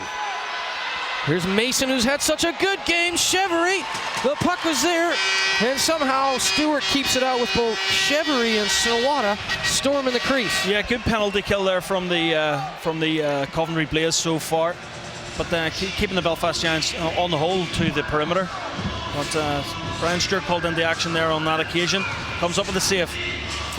I thought a couple of times when the puck got to the middle of the ice, the Giants could have maybe. Here's the play here. Kneeing call. Yeah, he just gets his knee there as he comes through. I guess it's a hard one not to call. Sandrock at the point. Robinson, heavy shot. Stewart got a piece of that, and they say your best penalty killer sometimes has to be your goalie. And right now, Stewart is keeping the Blaze in this 2-2 game. He's been exceptional all season long. We've talked about it extensively. Goaltender of the year, and great save there with tip. I think from Evan Chevery, possibly. Can't see from that angle. Chevery, yeah. Yeah, that's a lovely save. Yeah, he deflects it back into him there. I think if Chevery could have deflected it to the same side, it would have been in. But sometimes it just comes off your stick a little funny. Davy Phillips dumps it in. Good job on the stop there by Stewart for Egner. Here's Sandrock. Sandrock, the wrist shot. Arndt and Gerritsen. Gerritsen's out of the box. Gerritsen straight out of the box, and Chubak with an absolute game saver. Superb save there from the Belfast Giants netminder, Carson Chubak. And Davy Phillips has taken a bit of a bad fall behind the net, but what a save there from Carson Chubak. Yeah, Phillips went down hard, but he didn't give up on the play because the guy came from the opposite side and he stayed on and put enough pressure on him to disrupt his breakaway a little bit and not allowing him that second chance. And Gerritsen comes out of the box, such a smart. He was calling for it from Arndt the whole way. And Arndt had a little sneaky look up at the scoreboard, knew exactly that Gerritsen was going to be coming out, and that was an excellent stretch pass. And Gerritsen was away to the races, but a magnificent stop. We'll keep an eye on Davy Phillips, who actually, as you mentioned, so valiantly kept in on the play, on the back check, took a tumble. He's on the bench, hasn't gone to the dressing room. Always a good sign. Here's Gerritsen. Gerritsen and Peacock. Tendler. He's got the tying goal in this third period. Sawada puts it ahead for Chevery. Chevery now, and just offside, says Paul Staniforth. Yeah, I think in these opening 7 minutes of this third period, Murph, I think Coventry Blaze probably be the happier of the two teams getting that game-tying goal. I think they're starting to get a lot more confidence as this game goes along. You know, Paul, all three of us have talked extensively about their lack of overall shots on goal, but as you quite rightly say, sometimes it's the quality of them as opposed to the quantity, and so far. That's tough on Chubak as well, because when you're cold for long stretches and then you're on the power play, Gerritsen comes in on a breakaway. The guy is, he's a former NHLer. That's the last thing you want to see if you're Chubak. So that was a wonderful situational save by Chubak in a crucial moment for the Belfast Giants. Yeah, it was a fantastic save, and you're right. Goalie's sitting there cold, not getting a lot of shots, and he's got to save a breakaway. It's not easy, but he did have a few shots. I mean, Coventry have created at least maybe 5 to 8 shots already this period, so a lot more than what they've been doing most of the game. Brookwell up for Garside. Garside threw it ahead for Robinson, just a step too far, and that'll come all the way back. Giants need to start getting a bit more fluency back into their game again. Fairly routine pass you would have thought there from Mark Garside into Nathan Robinson, just not able to go tape to tape. And Giants just need to get that bit of fluency back into their game again. Well, you got to be moving your feet to get a pass, and you got to be moving with speed. And I think right now, maybe the Giants are feeling the pressure a little bit. Coventry have come at them pretty hard and making it tough on them. Elfring took a good bump from Tendler. Elfring has been steady All game long for the Giants. That comes up and out of play off of Shields. Well, that was a risky backhand pass through your zone of the ice. I mean, you know, rule of thumb, you never throw a risky backhand pass through the middle of the ice in your end there. I know Robinson's got great vision, but that's a high-risk play, and he's lucky someone didn't step down. I'm sure he knew there was nobody there, but still, those are the kind of plays that as a coach you're pulling your hair out on the bench. You don't really like to see those. Very high risk. Well, Steve Thornton's not going to have to worry about pulling his hair out, but maybe Rob Stewart would grab a handful there. Sandrock keeps Cowley to the outside. Tate battling with Compton. Compton does a good job neutralizing Tate, but Tate shows you the quick feet and the dogged work ethic that's made him such a stalwart in this EIHL. Gives it to Cowley, to Costa, to Tate. And Tate's 11th season in the EIHL. What a story it would be if he got a chance to play in the final tomorrow against his ex-team, the Steelers. Here's Keefe.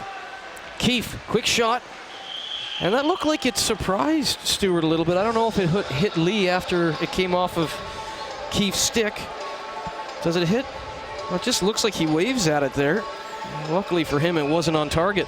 Yeah, it went up and over the net. Maybe he deflected it over the net. And but, you know, it just shows you shoot the puck, and you never know what's going to happen. And Keefe, you know, he's not afraid to let it rip, and he just came down, shot it at the net, and went looking for his rebound and to try to put Stewart under pressure. Saw Lloyd and Seskin having another meeting of the minds there. Lloyd has certainly been jawing at Seskin throughout at least the last part of that second period and the first part of this third period. They've been non-stop all night long, and Mike Egner and Lloyd as well have had a few words to say to each other. Lloyd is one of those guys that you love to hate. You love to have him on your team. You hate to play against him. Mason! Mason's already got a goal and an assist in this one. Looking for the go-ahead marker from the point. And Mason has come to play in semifinal 2 for the Giants. Egner for DaCosta. There's Mason again, activating in off the blue line. Punches the puck forward for Peacock, who's MMA mixed martial arts to the ice there by Egner. Egner back in on Peacock. No love lost there. Peacock and Egner have had a few swipes at each other throughout the first 2 periods and the start of this third. Here come the Blaze. O'Mara puts on the brakes. O'Mara, Gertson.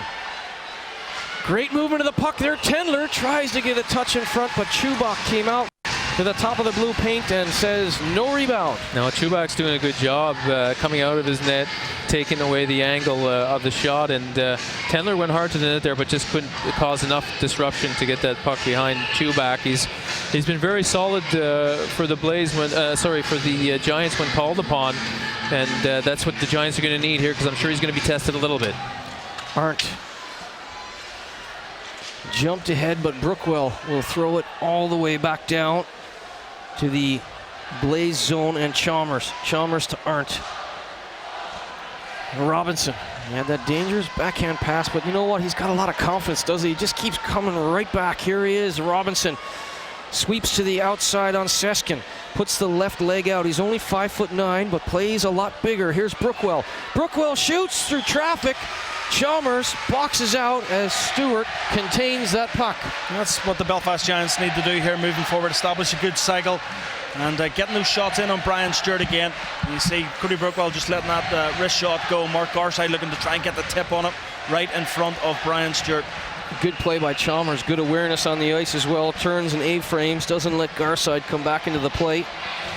That was a good movement there from Robinson in the offensive zone, taking the puck wide, putting the defense under pressure, carrying it behind the net, and looking for someone to pass the puck to.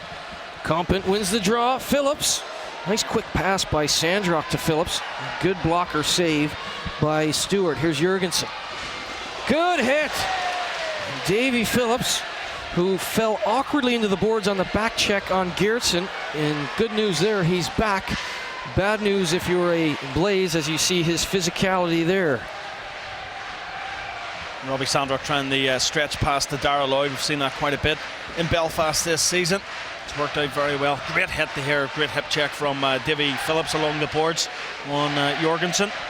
Obviously, he's okay after that tumble into the boards, because if you're hurt and you're playing on one sore wheel, you don't come out and throw a hip check like that. No, that's for sure. And what I liked on that play was when the Giants got the puck and Sandrock picked it up, Phillips was yelling at him, Lloyd is going, letting him know that he's stretching on the play, and then that's why Sandrock tried the long pass. But you'd like to see that talk in your end of the ice.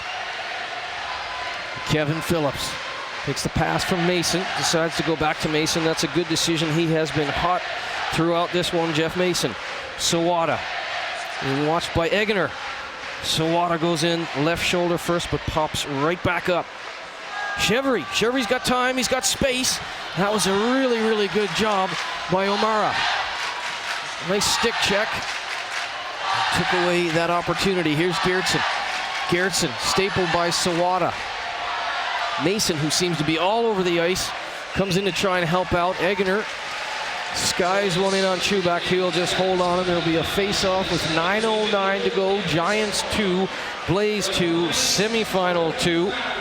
We've got a whale of a finish coming on this one. O'Mara does a good job holding on to the puck and creating time and space for his line mates. He's willing to take the hit, 2 or 3 times on a play to find his guys and or to allow them to get open. And he's done it time and time again in this period.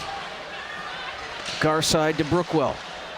Return for Garside. That jumped away from him, and Mark Smith will take over. Lee out on the flank looking for Cowley. Jurgensen throws it on Chubak. Cowley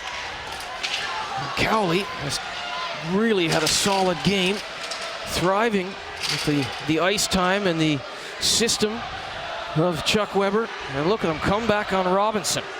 Robinson outweights him though. Robinson to Garside. Garside, quick wrister.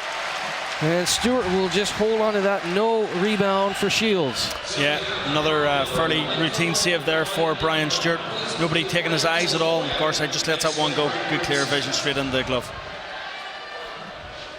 Well, if you look at the last few shots from the Giants, they've all been straight at Stewart. I mean, they're not going to score unless they start directing those shots to the corners a little bit. And he does come out a long way, so you have to try to pick a spot against him, or even bang one off the backboards behind him and hope someone picks up a rebound. So Sandrock doing that quite a bit, especially last year, Paul, if you remember. He did it a lot. I mean, it takes a certain skill to be able to get the right timing and the right angle on your shot, but it can be an effective play against a goalie who comes out a lot. Here comes O'Mara. Here's Tendler. Sandrock goes down to block that very bravely, as Tendler has been shooting on sight. And Sandrock, he's grimacing there. No doubt he'll be okay, but a crucial defensive play from the Giants veteran. Oh, that was a fantastic play from Sandrock, because he had no other option but to go down and try to help his goalie out and block that shot. It was a great pass across to Tendler also, but give Robbie Sandrock credit there. He possibly could have saved the goal for his team. Magnificent block by Sandrock. It begs the question. I mean, Tendler has been really, really good in this game, and I know he's got a lot to prove, but he was magnificent in Hull as well. How was he a healthy scratch for long stretches of this season? Just hasn't got going at all, Murph, really, if the truth be told, for the Coventry Blaze. Almost like a different player compared to the one that we've seen for the Hull Stingrays over the last lot of years. He's been good on this line, as you said, Paul. This has been a magnificent line. O'Mara, Geertsen, and Tendler. And O'Mara has that tie-in goal. 7:45 to go. 2-2 as the third period rolls on. Surely the next goal will put a dagger in, as we saw the Steelers with a late goal. That's the way it's starting to look here. Weber screaming there at the linesman, looking for icing on that last play. Not happy with the linesman at all there. Lee wins that puck. Tries to bounce it off the apron and crash out, but Garside sits him down unceremoniously. Here's Brookwell. Brookwell to Elfring. Elfring ahead to Shields. Shields swats at that. Garside a step behind, but Robinson will not be. Robinson gets there. Takes a bump from Eggener. Robinson pirouettes away from the much bigger Eggener, but you just see the doggedness of Robinson. Throws in a weak wrist shot, and that certainly is not going to be a problem for Stewart. Well, yeah, Robinson again maintaining possession of the puck. He's looking for guys, but give Coventry credit because they've really knuckled down this period at the end of the ice, and they're not allowing those free passes to the slot area or any easy passes to an area where Belfast can get a good scoring opportunity. So their defensive zone coverage has been excellent from the Blaze here in the third period. Here's Keefe. Keefe. DaCosta. And Keefe throws it out front for Lloyd. Tense moment there. And the Blaze get it down. Here's Sandrock. He's fine after blocking that Tendler shot. Keefe. Keefe throws it in. Compton. Being watched by Jurgensen. Compton goes back to Sandrock. Sandrock. Lloyd with a tip. And Stewart kept his angle. But Lloyd in front is a handful. I know he's not the biggest guy, but he just never stops. Yeah, but the Giants need to continue to do that in these final 6 minutes of this game. Get a bit more net presence, getting those shots in, coming in from wherever they may well come in from. Need to crash that net, looking for those rebounds. And really, as Paul's already said, the necessity to take away the eyes of Brian Stewart, because if that guy can see it, more times than not, he's going to save it. Well, I think it's important for the Giants to create a little bit more offense, get the puck down, dump it in if you have to. Don't always try to carry it over the blue line. If they're going to stand up and sit back, then you got to dump it in. You got to play old-time hockey sometimes to win these games. And I think when the Giants do get in the Coventry Blaze zone, they do look dangerous. Mason will go back into the left corner. D to D, Kevin Phillips. Phillips ahead. He was looking for Chevery. It's going to be Tendler. Back for the Blaze. Bobbling puck through the crease. Gertson had a chance. Couldn't corral that bouncing puck. Here's Compton. Outside of Smith. Or Peacock, rather. Peacock puts on the brakes. And Smith all over him like a dirty shirt. Here's Sawada. Sawada. Back down for Peacock. Smith, again, he has put in an absolutely magnificent shift defensively for the Blaze. And still, we see no Kevin Westgarth. Is this the time, if you're Steve Thornton, to go, you know what? He's got energy. He's a big body. Go out and go to the net. Well, I think it's too risky. He's been sitting too long. Yeah, it'd be too cold, and it's hard to back check when you're freezing cold and you haven't been on the ice the whole game. It'd just be too much of a high risk play, as far as I'm concerned. From if we see Coach a face-off, an offensive zone face-off late, and we're still tied at 2-2, do you put Westgarth out there if it's 11 seconds to go? It won't cost you. Do you say just go to the net right off the draw? Oh, absolutely. His size, just send him to the net, and even if you get a power play, you stick him in front of the net. I mean, he's a big boy and can make it tough on the goalie. Well, we'll keep an eye on that. You can just get the sense that there's plenty of storylines left in this last 4:45. Well, no doubt about it. It's going to be very, very nervous for both sets of fans. Shields taken in hard by Seskin. Chalmers. Chalmers up the left wing for Griffin. Yeah, you've got to get to that red line before you throw it, especially with under 5 minutes. You've got to have that awareness on the ice at this stage, don't you? You do. I'm not sure who dumped it a bit too soon there, but now they're left out there. They were trying to change. They're tired. And obviously, Coach Thornton's going to get some fresh troops out there. Goes with probably his best line in this game, Compton, Lloyd, and Keefe, and get some fresh guys out there. There's the Clan fans. They'll be happy to know. It was nice to talk to Ryan Finnerty live in studio here. Coach of the Year, new 2-year deal with the Braehead Clan, and big future with Gareth Chalmers and the Braehead Clan Brain Trust. A new arena coming, which is, to me, that's ambitious. It's lovely, but I would love to have that building. A lot of the teams in the EIHL would love to have the building they already have. Yeah, very much so. I mean, I love that Braehead building. It's 3,500 capacity, and they're packing it out on a very regular basis. But it'll be interesting to see whenever they move to that bigger arena.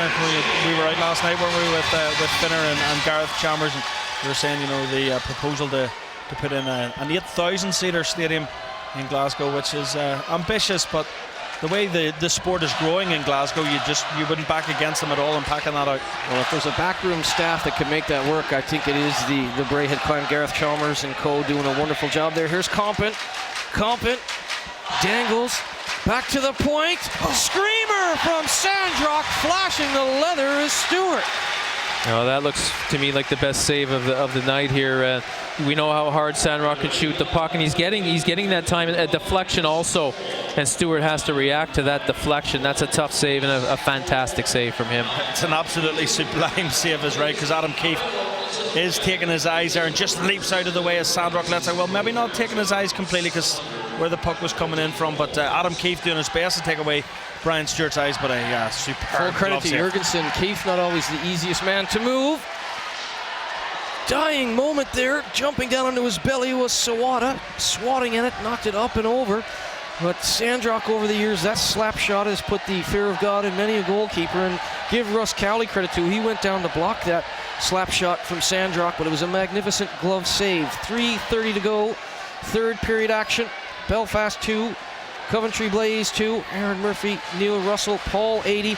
It's been extended coverage on your home for hockey Premier Sports. The Sheffield Steelers won 3-2 in semi-final 1. A great game by the Hull Stingrays, a great game by the Steelers, and the defending champion side from Sheffield will defend their title. Tendler trying to punch the ticket of the Blaze as well. He tried to go high there, and Tendler, he has been a man on a mission. Here's Peacock to Chevry. Here comes Elfring. Elfring on the Lone Ranger rush. He's all on his own. Throws it back out front. Nobody home. Chalmers. Chalmers down the right wing for Cowley. Cowley puts on the brakes. Magnificent idea. Lee was coming back door. Tate beaten to the loose puck by Robinson. 2:30 to go, third period. And it was a magnificent pass from Cowley as Lee was trying to go back door there. And Lee just had it ahead of his blade. Yeah, lovely pass. And just Lee, as you quite rightly said, just extending that stick out there, trying to get on the end of that, but just not able to get the stick. It was the right idea by Cowley. Yeah, very much so. Well, there's one guy for the Blaze you might want to keep an eye on too, is Ashley Tate, because in his career he scored a lot of late game winners for his teams. Cowley looking for Lee. Lee to the aforementioned Tate, the captain. Tate puts it in, and Chubak had nothing but a clear view of that, and he'll squeeze the puck. Where's Waldo? Well, who will be the hero? Maybe Waldo knows. We've got 2:10 to go at the National Ice Center. Some very quiet, or maybe concerned Belfast Giants fans. Pensive, pensive is the word. Nervous. Chevry will dig in against O'Mara. Big defensive zone draw. O'Mara gets that to Geertsen. Geertsen down low. Arndt throws it out front. O'Mara. O'Mara tried to find Geertsen and Mason. As 2 minutes announced. Sawada. Time running down. 2-2. Sawada. Smith strips him. Smith to Jorgensen. Geertsen to O'Mara. Just had the puck jump away from him. And the Giants will retreat back with Sandrock. Sandrock watched by Geertsen, but it was a long shift by Geertsen. And we've seen Sandrock do that before. Trying to catch Stewart snoozing, nothing doing. I remember a goal against Kowalski like that. And wow, Robbie Sandrock surprised everyone except Stewart. Well, he tries to take that long shot but skip it in front of the goalie. And you're absolutely right. He has scored a few times in his career with a long-range shot like that.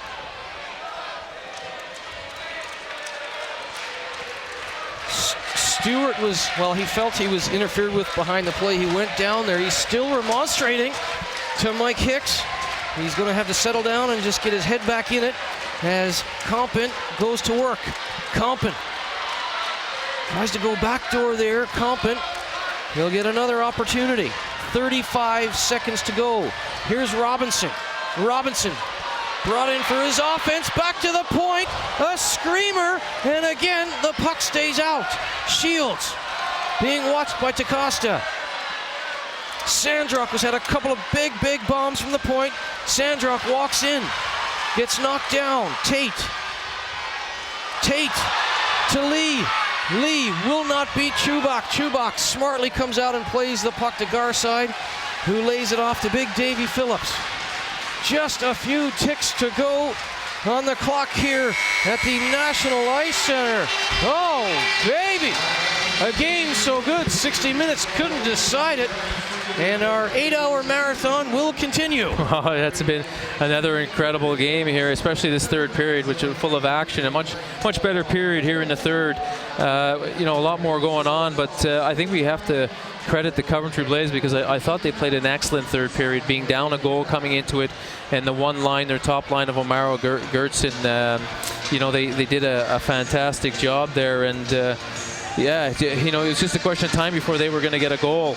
The Giants did reply. They came back with some good scoring opportunities, but Stewart has really settled in his net, and he's made some great saves. I mean, he comes out a long way. You'd think maybe one off the backboards at some point would catch him out, because I tell you, on Sandrock there, that one shot, he was way out of his net, and he's just a big, strong goalie who covers so much of his net.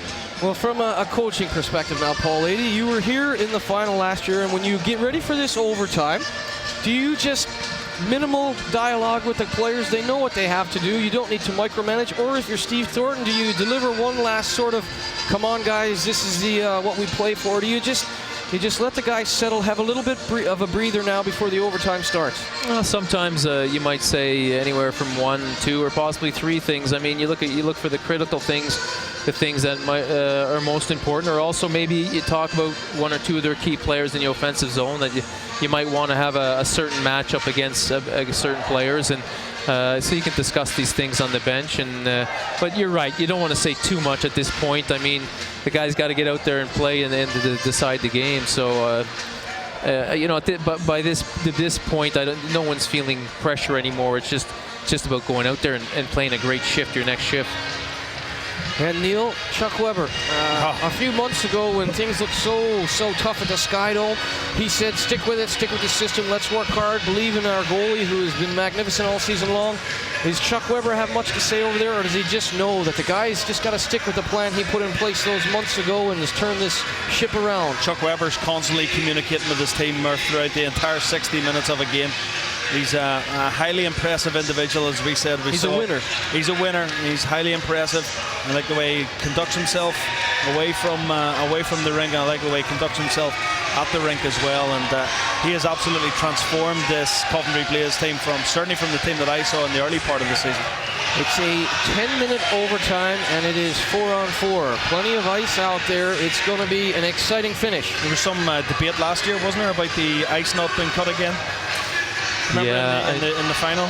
Yeah, normally for a 20-minute overtime period, they'll cut the ice, but for 10 minutes, that's probably why they don't do it. But I tell you, the longer this game goes, the better it is for the Sheffield Steelers, because Sheffield are sitting at home right now with their legs up, relaxing, and the longer this game goes, the better off it is for them. Chevry versus O'Mara. Overtime on Premier Sports. Pitter patter, let's get at her, and O'Mara grabs that.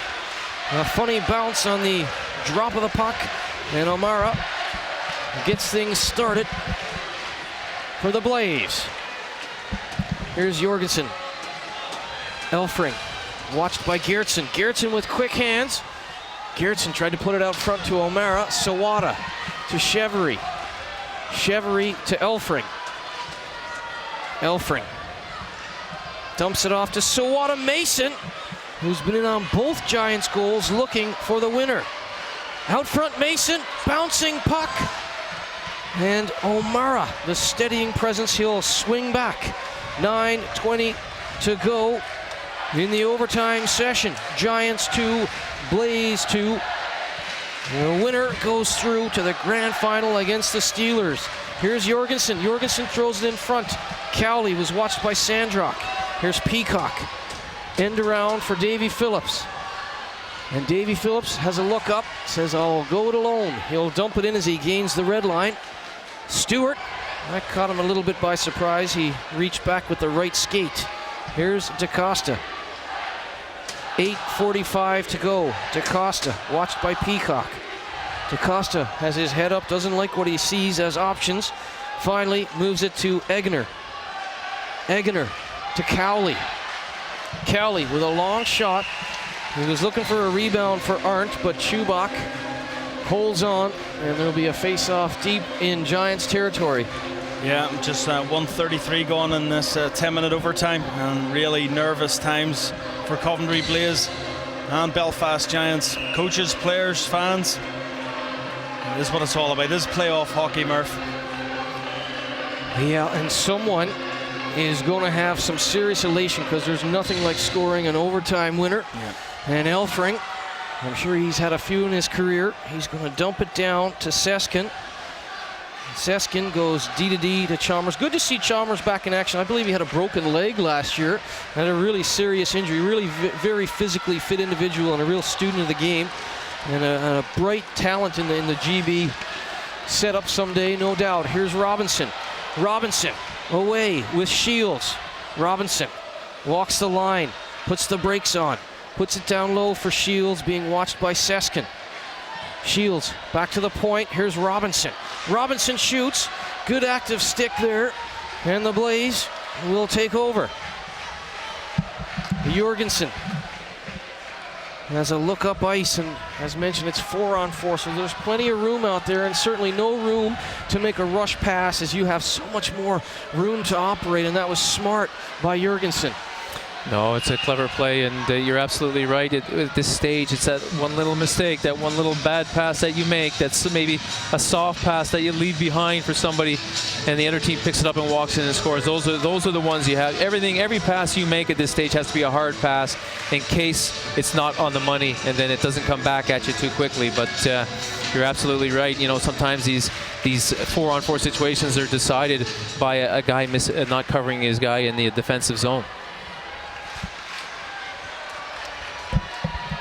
Jorgensen will start out, goes down the left wing, watched by Chevry. Jorgensen, hard angle, and Chubak will hold on. You know what? There must be something in the air. I did 2 Swedish Hockey League games this week. One went to triple overtime, which nearly killed me, and then the following night, less than 24 hours ago, after another overtime game in the Swedish Hockey League, I was absolutely dying. I had a day off. We come over here, and it's been a magnificent game, and you're absolutely right. Overtime in the playoffs, whether it's the Swedish Hockey League or the Elite Ice Hockey League, it's something special. Oh, absolutely, no question about that. And as you quite rightly say as well, Murph, somebody's going to be a hero here inside the next 7 minutes. Folklore awaits for that goal scorer. Here is Compton. Compton to Davy Phillips. DaCosta steals that to Tendler. Tendler throws it in. And again, aren't going there to the net looking for that rebound, and Chubak's having none of it. No, Chubak's not going to give up that kind of goal. He's made about 3 saves now from Coventry, just coming down the left side shooting it. Not a smart play from Coventry to shoot it high, force him to hold on to it, get a face-off, and then give your coach the option to get the specific guys you want in the offensive zone on the ice, and it's allowing also Coventry to change quickly. 6:49 to go. Lee wins that draw. A quick shot by Jorgensen's, and Chubak had to be so careful. He had Cowley and Lee to contend with, and it was actually Seskin with the shot, and Seskin just got a tap on the pads from Lee there, saying let's have more of that, because Lee is not afraid to go to the net all night long. Garside ties up his man, but Cowley jumped through the set piece and won that puck. Put it back to Seskin, but Garside with some dogged work. Garside tries to throw it out front. Garside, Lloyd is right there. Shot from the point. Lloyd bounces on it. Garside, all hands on deck, and somehow Stewart keeps the puck out, and those Blaze fans breathe a sigh of relief. Here's Elfring. Elfring to Shields. Geertsen sticks with him. Shields evades Geertsen and goes backdoor to Sandrock, but it wasn't quick enough. Here's O'Mara. O'Mara and Jorgensen. And Jorgensen being watched by Mason. Mason, a goal and assist, but shows you his defensive prowess right there, tying up the stick of Jurgensen. Yeah, he did a great job there defensively, but really Mason and Helfring at the moment are so wide open at times coming up the ice, especially when the puck goes behind the Coventry net. Coventry are losing that coverage. I think everyone's just crashing down to the net, and those points are wide open, and eventually one of the Giants is going to find one of those guys wide open for a free shot. It's coming if Coventry doesn't start picking that up. Keep an eye on that. Sandrock now. Chevry, a good job on the face-off dot against O'Mara. Davy Phillips. Phillips goes outside Geertsen. Gives it off. Chevry didn't quite get the shot he wanted. Sawada tries to pounce. A dangerous moment for the Blaze, but they will move up ice with O'Mara. O'Mara takes a bump from Phillips. A good shoulder check, and two big guys coming together. They both stay up. Here's Sawada. Sawada to Compton. Compton, puck on a string, works it out to the left. Elfring jumped in off the point. Here's Brookwell. Brookwell blocked there by Tendler. Compton to Elfring. Elfring shoots, and Eggener in front. Looks like he got a piece of that. And Stewart deking around trying to track that puck. We have 5:05 to go in the overtime. Chances at both ends. Here's Peacock. Peacock takes his time. He's got Mason on one side, Sandrock on the other. Peacock tries to go high. Screams it over the net. And Tendler. Tendler, who has that tying goal to put us in this overtime situation, dumps it in. Mason. Compton. Tendler bumps Compton. It's been a long shift for Mike Compton. He'll make a change. Here's Sandrock. To Robinson. That was awkward. Robinson gloved it down. Mason to Robinson. Robinson, dangerous through the neutral zone. He's all alone, but he finds Shields. Excellent hockey sense from Robinson, but Seskin absolutely implodes on Shields. Here's Robinson. Robinson has Brookwell. Far point. Robinson decides to go it alone. Being watched by Chalmers. Tries a little bit of a circus move to bounce it off the apron, but it'll come all the way back. And Davy Phillips goes to Brookwell. Yeah, good work here from the Belfast Giants. Cody Brookwell has been excellent tonight for the men in tail this evening. And, Brookwell in deep there as well. Working with Garside. Garside gets knocked off the puck by O'Mara. Lloyd in there on the forecheck. But it will be Jurgensen. Jurgensen, 5'11" American, has been excellent in this one for Chuck Weber's side. Lloyd to Elfring. It bounced in his feet there, and this is going to be a factor, isn't it? The ice is choppy now. We're at the end of a second game here at the National Ice Center. We're into overtime. There's been no cut between the third period and the extra stands, and sometimes that puck bounces, as we saw on Elfring there. Yeah, it certainly does bounce a lot more, but right now, looking at what's going on here, the Giants look the fresher of the two teams. I think Coventry have run out a bit of steam here. Maybe using a fewer players in the latter part of the game. The Giants look fresher, and on the transition, the Giants look like they're about to create something. 3:10 to go. Giants 2, Blaze 2. Face-off deep in the Blaze end. It's Chevry and Arndt. Chevry jumps the gun and gets tossed out in favor of Sawada. Sawada does a good job nevertheless. Sandrock just misses that far low corner. Here's Phillips. D to D, Sandrock. Sandrock. They dump it in, and DaCosta plays it quickly up to Geertsen. Or Arndt, rather. Arndt. Hard off the wall. Sandrock. Out front, Sawada trying to find Chevry. DaCosta did a good job on his man. Here's Eggener. There's some tired legs out there. Eggener to Arndt. Arndt gains the line. Arndt has Tendler going to the net, but just dumps it in. Tendler swipes at it. It's sitting there. Sandrock. Hard and high off the boards out to Smith. 2:25 to go overtime. Semi-final 2. Here's Brookwell. Brookwell dances away from a forecheck. Gives that to Mason. Peacock goes across the grain for Compton. Seskin does a good job, but didn't get all of it. Compton Peacock in the corner for Compton and Seskin. 2 minutes to go in overtime. The Giants have had the better of this overtime period, but struggling really to get away any good shots on Brian Stewart so far. Geertsen now. Geertsen and O'Mara thought he had the top corner. It was very, very close from number 22, O'Mara. Here's O'Mara alone in front. Oh, Chubak puts up the stone wall.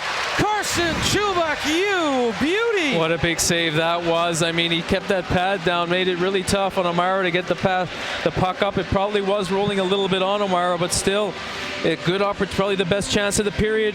O'Mara goes back to his forehand, but he just couldn't get it up. He had to get it up over and over Chubak, but give Chubak credit. He just keeps the leg down and makes a brilliant save there. An absolutely superb save there from the Belfast Giants netminder. O'Mara left all alone right in front of the crease, and an excellent save from the Giants clubman. He's the last guy that the Giants want camped out in front with an opportunity like that. Here's Robinson. Robinson. Oh, here's Sandrock. Tries to go high. It was a good play by Garside, who's looked really good alongside Robinson on certain shifts here. That was one of them. Here is Lee. Lee gets crunched by Brookwell. Chevery to Robinson. Brookwell has a puck bounce away from him, in front again, O'Mara! And again, the biscuit stays out of the basket. O'Mara with two magnificent chances. Sandrock to Chevery, 45 seconds to go in the overtime. Geertsen floats back. Being watched by Sawada, but Sawada tired. Here's Geertsen. Geertsen, he's got some jump. Goes outside of Elfring, and that slides back. All of a sudden, the Giants look a bit tired defensively. Yeah. After Paul saying, the Giants look the fresher of the two teams, which I would have agreed with during this overtime period. Just in the last couple of minutes, the Giants just looked faded slightly. 10 seconds to go. Can Mason work it up? Mason to Sawada. Sawada dumps it in. Compton tries to jump outside Smith. Here's Compton. And the buzzer sounds on 70 minutes of hockey at the National Ice Center. The Blaze Blue Army up on their feet. Lee to O'Mara. O'Mara had a couple of points. That's a great stick by Brookwell. Brookwell, yeah, that's a fantastic play. Just got the puck away there and knocked it away from the front of the net and took a great scoring chance away.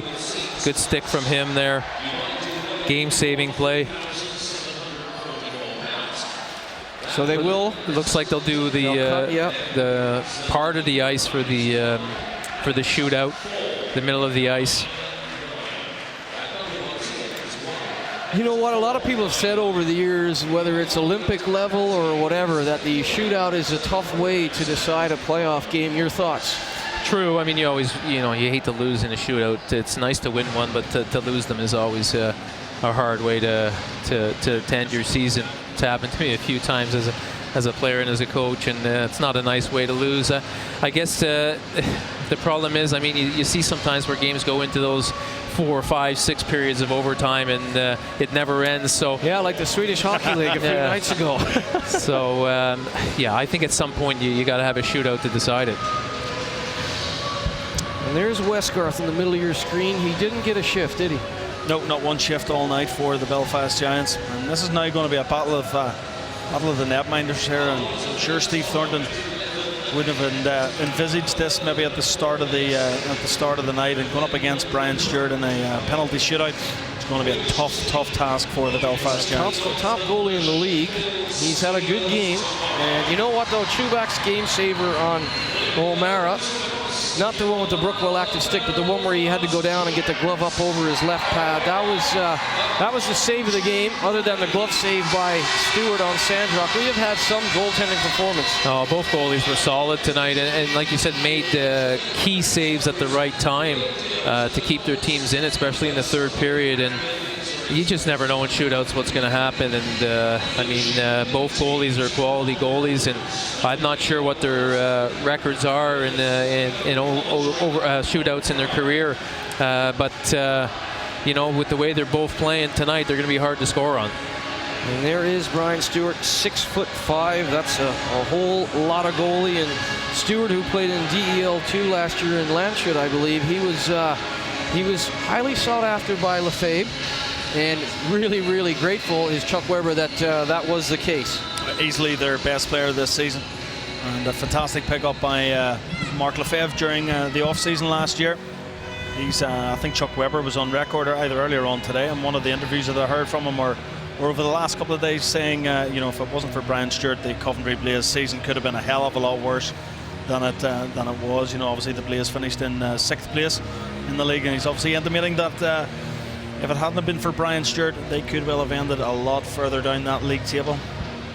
A lot of pensive Belfast Giants fans there. Pensive Teal Army, and why not? The shootout isn't just tense for the players, it's tense for the backroom staff, the fans, and probably apt though. We said coming into this it could come down to goaltending, and it certainly has gotten that way. As you see some of the Panthers fans who are probably still in a bit of disbelief that for 2 years running they haven't made it here, but they should be proud too. That win over Hamburg in the Champions Hockey League was a special memory of this hockey season for me, and all of us got to work on the Champions Hockey League this season. 2 teams next year, Braehead and Sheffield. It just keeps getting better on Premier Sports. We will have Team GB, Paul, Adi, and myself, April 13th to the 19th as they look for a medal and promotion from Division 1B in Eindhoven, and then the Top Pool World Championships will be May 1st to the 17th on Premier Sports. And of course, April 15th is the tentative start date for the Chase for Lord Stanley as the NHL second season gets underway. But right now, you could cut the tension with a knife inside the walls of the National Ice Center. A pensive-looking Teal Army on their feet, but nail-biting time for the Blaze Blue Army. And it's amazing to see the Clan fans, the Devils fans, teams that aren't even here, represented in great numbers. And it's a special league that way. Fans make the effort. They travel. They all have away travel clubs and whatnot. And fantastic stuff. That's why I've been coming to the playoffs for 15 years now, Murph. I mean, it's something very, very special where the real hardcore fans of each of the clubs come here to Nottingham and show their support, whether their team are here or not. It's a real festival of hockey over the course of the weekend, and you forge some of the greatest friendships through this type of weekend that will be lifelong. I appreciate that, Neil. I know that you would miss Paul and I if we weren't here today. Of course. There is Stewart. I believe that Paul Adi may even buy us dinner. He had the extra pizza in our quick break. You and I had to talk to, or I had to talk to Simsy Infinity. I think my pizza may be long gone, Paul. Oh, you snuck in before now. That's not lying too much there, and had a few slices. Trust me, Murph is no fool. I wasn't going to miss out on the food. But the goalie's getting their creases ready here, scraping them up a little bit so they don't slide too much. I have to say, Paul, I'm really impressed with Tendler, and I know it's been a hard season for him, but sometimes a playoff opportunity makes itself available to a player, and I think Tendler has really, really made the most of that opportunity. That tying goal, his 17th of the season, the most important goal for the Blaze this season, and he will start things off. A healthy scratch for long periods of time this season. What a storyline Jeremy Tendler has become in this semi-final too.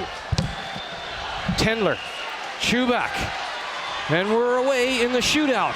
Here's Tendler, fakes, goes outside, and absolutely stick-handled himself out of an opportunity there. Well, I think he had Chubak beat. He just lost the puck, and that's the problem sometimes when you do the ice. The puck will slide a little bit more than what you expect it has done in the whole third period and overtime, and you see the puck got away from him. I know Helfring's up for the next shot, and I mean, Calvin can do a lot of things. One of his best moves is when he comes from the right side and stops and then shoves it upstairs over the goalie. He took a penalty shot earlier on this season and just absolutely rifled one. Here he comes, Elfring. Straight down the gut. Elfring puts the brakes on, tries to go 5-hole, and Stewart screams back at him, no way. Great speed by Elfring. He comes right up the gut. Puts the brakes on hard there and tries to go 5-hole. And Stewart, he's just too big to try that he's on. too big. I think he had to go up and over him to score there. And here we go. O'Mara deking and diving, and Chubak denying. Nice save from Chubak. Chubak's just staying in the middle of the ice. His timing is good coming back, and he's making it, he's forcing. The only option right now for the Blaze coming in on him is to go wider and try to take him wide, and they haven't been able to do it. Mike Compton up next as you have one last look at Chubak denying O'Mara. Here is Compton. He's going to swing way out wide to the left. Compton with his head up the whole way goes off the crossbar. Well, that's he tried to wait him out there. Yeah, and feather it back. That's his favorite move. I saw him score in Sheffield like that in a shootout, I'm sure, this year, where he waits and waits, and then I think he had a better chance of going between his legs there, but he's so big. Stewart, there's not a lot of net to shoot at. Right off the bar.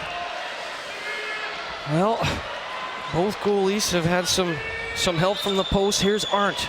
Arndt in. Arndt scores! Arndt scores! Well, it just went off Chubak. Chubak got a piece of it, and he just somehow or another slides that under his pad. I mean, between his legs it looked like, but hit his pad and then went in, and this is an important shot here for Robinson. But Robinson has the skill to finish this off. Nathan Robinson played for the Panthers, now a Giant. Robinson has to score. Denied. Robinson had to bury the puck. The Coventry Blaze will get through to the grand final on the goaltending of Brian Stewart. It's party time for the Blaze Blue Army. Steelers, Blaze, tomorrow from 4. Congratulations to the Coventry Blaze. They weathered the storm in that early opening first period that the Belfast Giants threw at them, and superbly well coached this evening as well by Chuck Weber, who's gone over there to speak to Rob Stewart off the Belfast Giants. But it's a demoralising defeat for the Belfast Giants. So Arndt, the only guy to get one in the shootout, and you know what? That's a huge goal for Ben Arndt, but a huge goal for the Blaze as a franchise. It's been a tumultuous season at the Sky Dome, and that kind of a win can make a lot of those things that were hurtful in the past go away. Yeah, obviously they had not one of their best seasons, Coventry, but they played well, and once Weber came in, they did grow as a team, and eventually improved, and then started to win games, and just through hard work. Because if you look at this game tonight, it's just been just hard work that has won them the game. I don't think Coventry is a better team than Belfast in any way, and they just in the end. Did anything they could to win this game, and it was a very close game. Either team, anytime you go to shootout, either team could win it. It was just one shot decided it. Both goalies had a great game, and I mean, like I said, once you go to a shootout or overtime, anybody can win it. Well, the Hull Stingrays were hoping for that chance in overtime. Matthew Waugh put the dagger in. Here's Robinson. He has to score. Tries to come back 5-hole, and Stewart, he knows he's got it there somewhere, and Stewart stops Nathan Robinson. That's the save that puts the Blaze in the grand final. Well, he tried to slip it through his legs, and Stewart just got his legs closer. I thought Robinson, if he would have kept going to his backhand, he might have been able to get it up over his glove, but it's easy to say when you're watching. It's not so easy to do when you're on the ice, but let's not take it away from Stewart, because he's so big, and he's got good movement for a big man. He's not that easy to beat one-on-one, and obviously he shuts the Giants out in the shootout. Yeah, at 6'5", he was hard to beat, and Robinson came in and maybe came in with a little less speed than he would have liked. I mean, I think Elfring had the right idea, came in like a house on fire, put the brakes on. But let's have a look back. Let's give full credit to this man, Ben Arndt. Well, yeah, he just, he comes up and he goes a bit wider than most of the guys did in the shootout, and I think that gives him a bit better angle. It gives him at least one good side of the net to shoot at, and then just a quick shot. Nothing special, but it goes off Chubak too, and Chubak, I think Chubak felt he should have had that one, but just Arndt got it through him basically with a good hard shot, and hit the back of the net.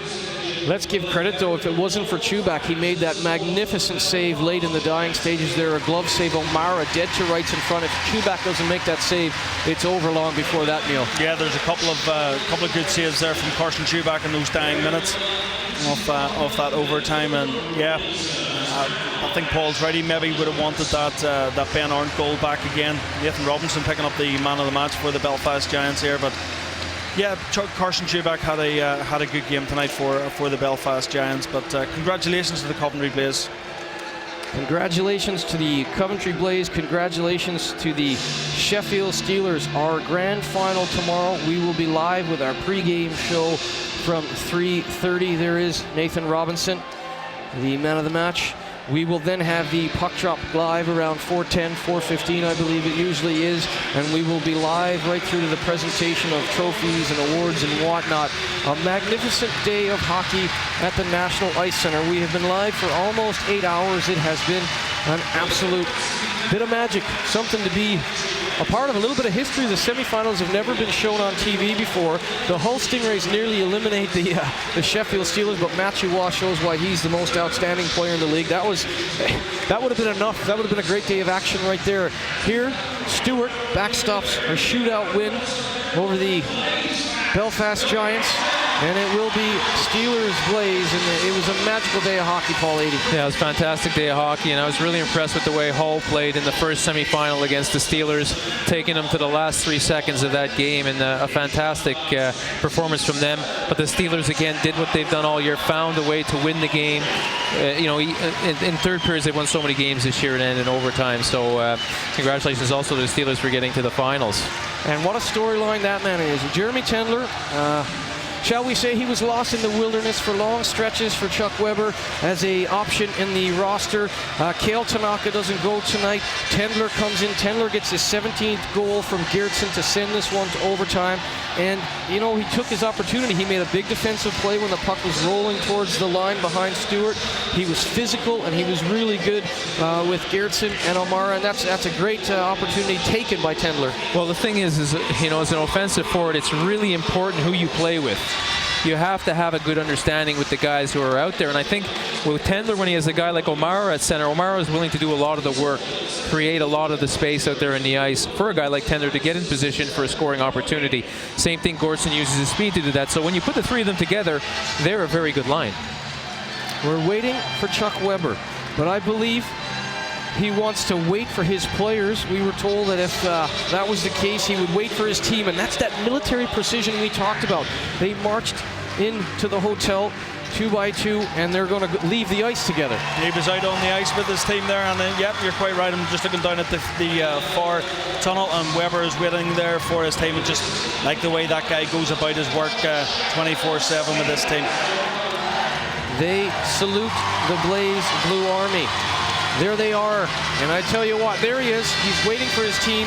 They came into the hotel 2 by 2. They came into the rink together. They will leave the field of battle, if you will, together, and that is, again, I reiterate, that military precision that's turned the season around for the Blaze. Well, yeah, he's really happy for his guys. I mean, they worked really hard today, and you can't win a game like that unless you put that 100% effort in. And of course, he's gonna give these guys all a high five when they come off the ice, because he knows how well they played and how good of a team they beat in the Belfast Giants. That's a good hockey team, the Giants, and that desire to win those one-on-one battles, to win those inches on the ice, and I think that's in the end, what's got them to the final.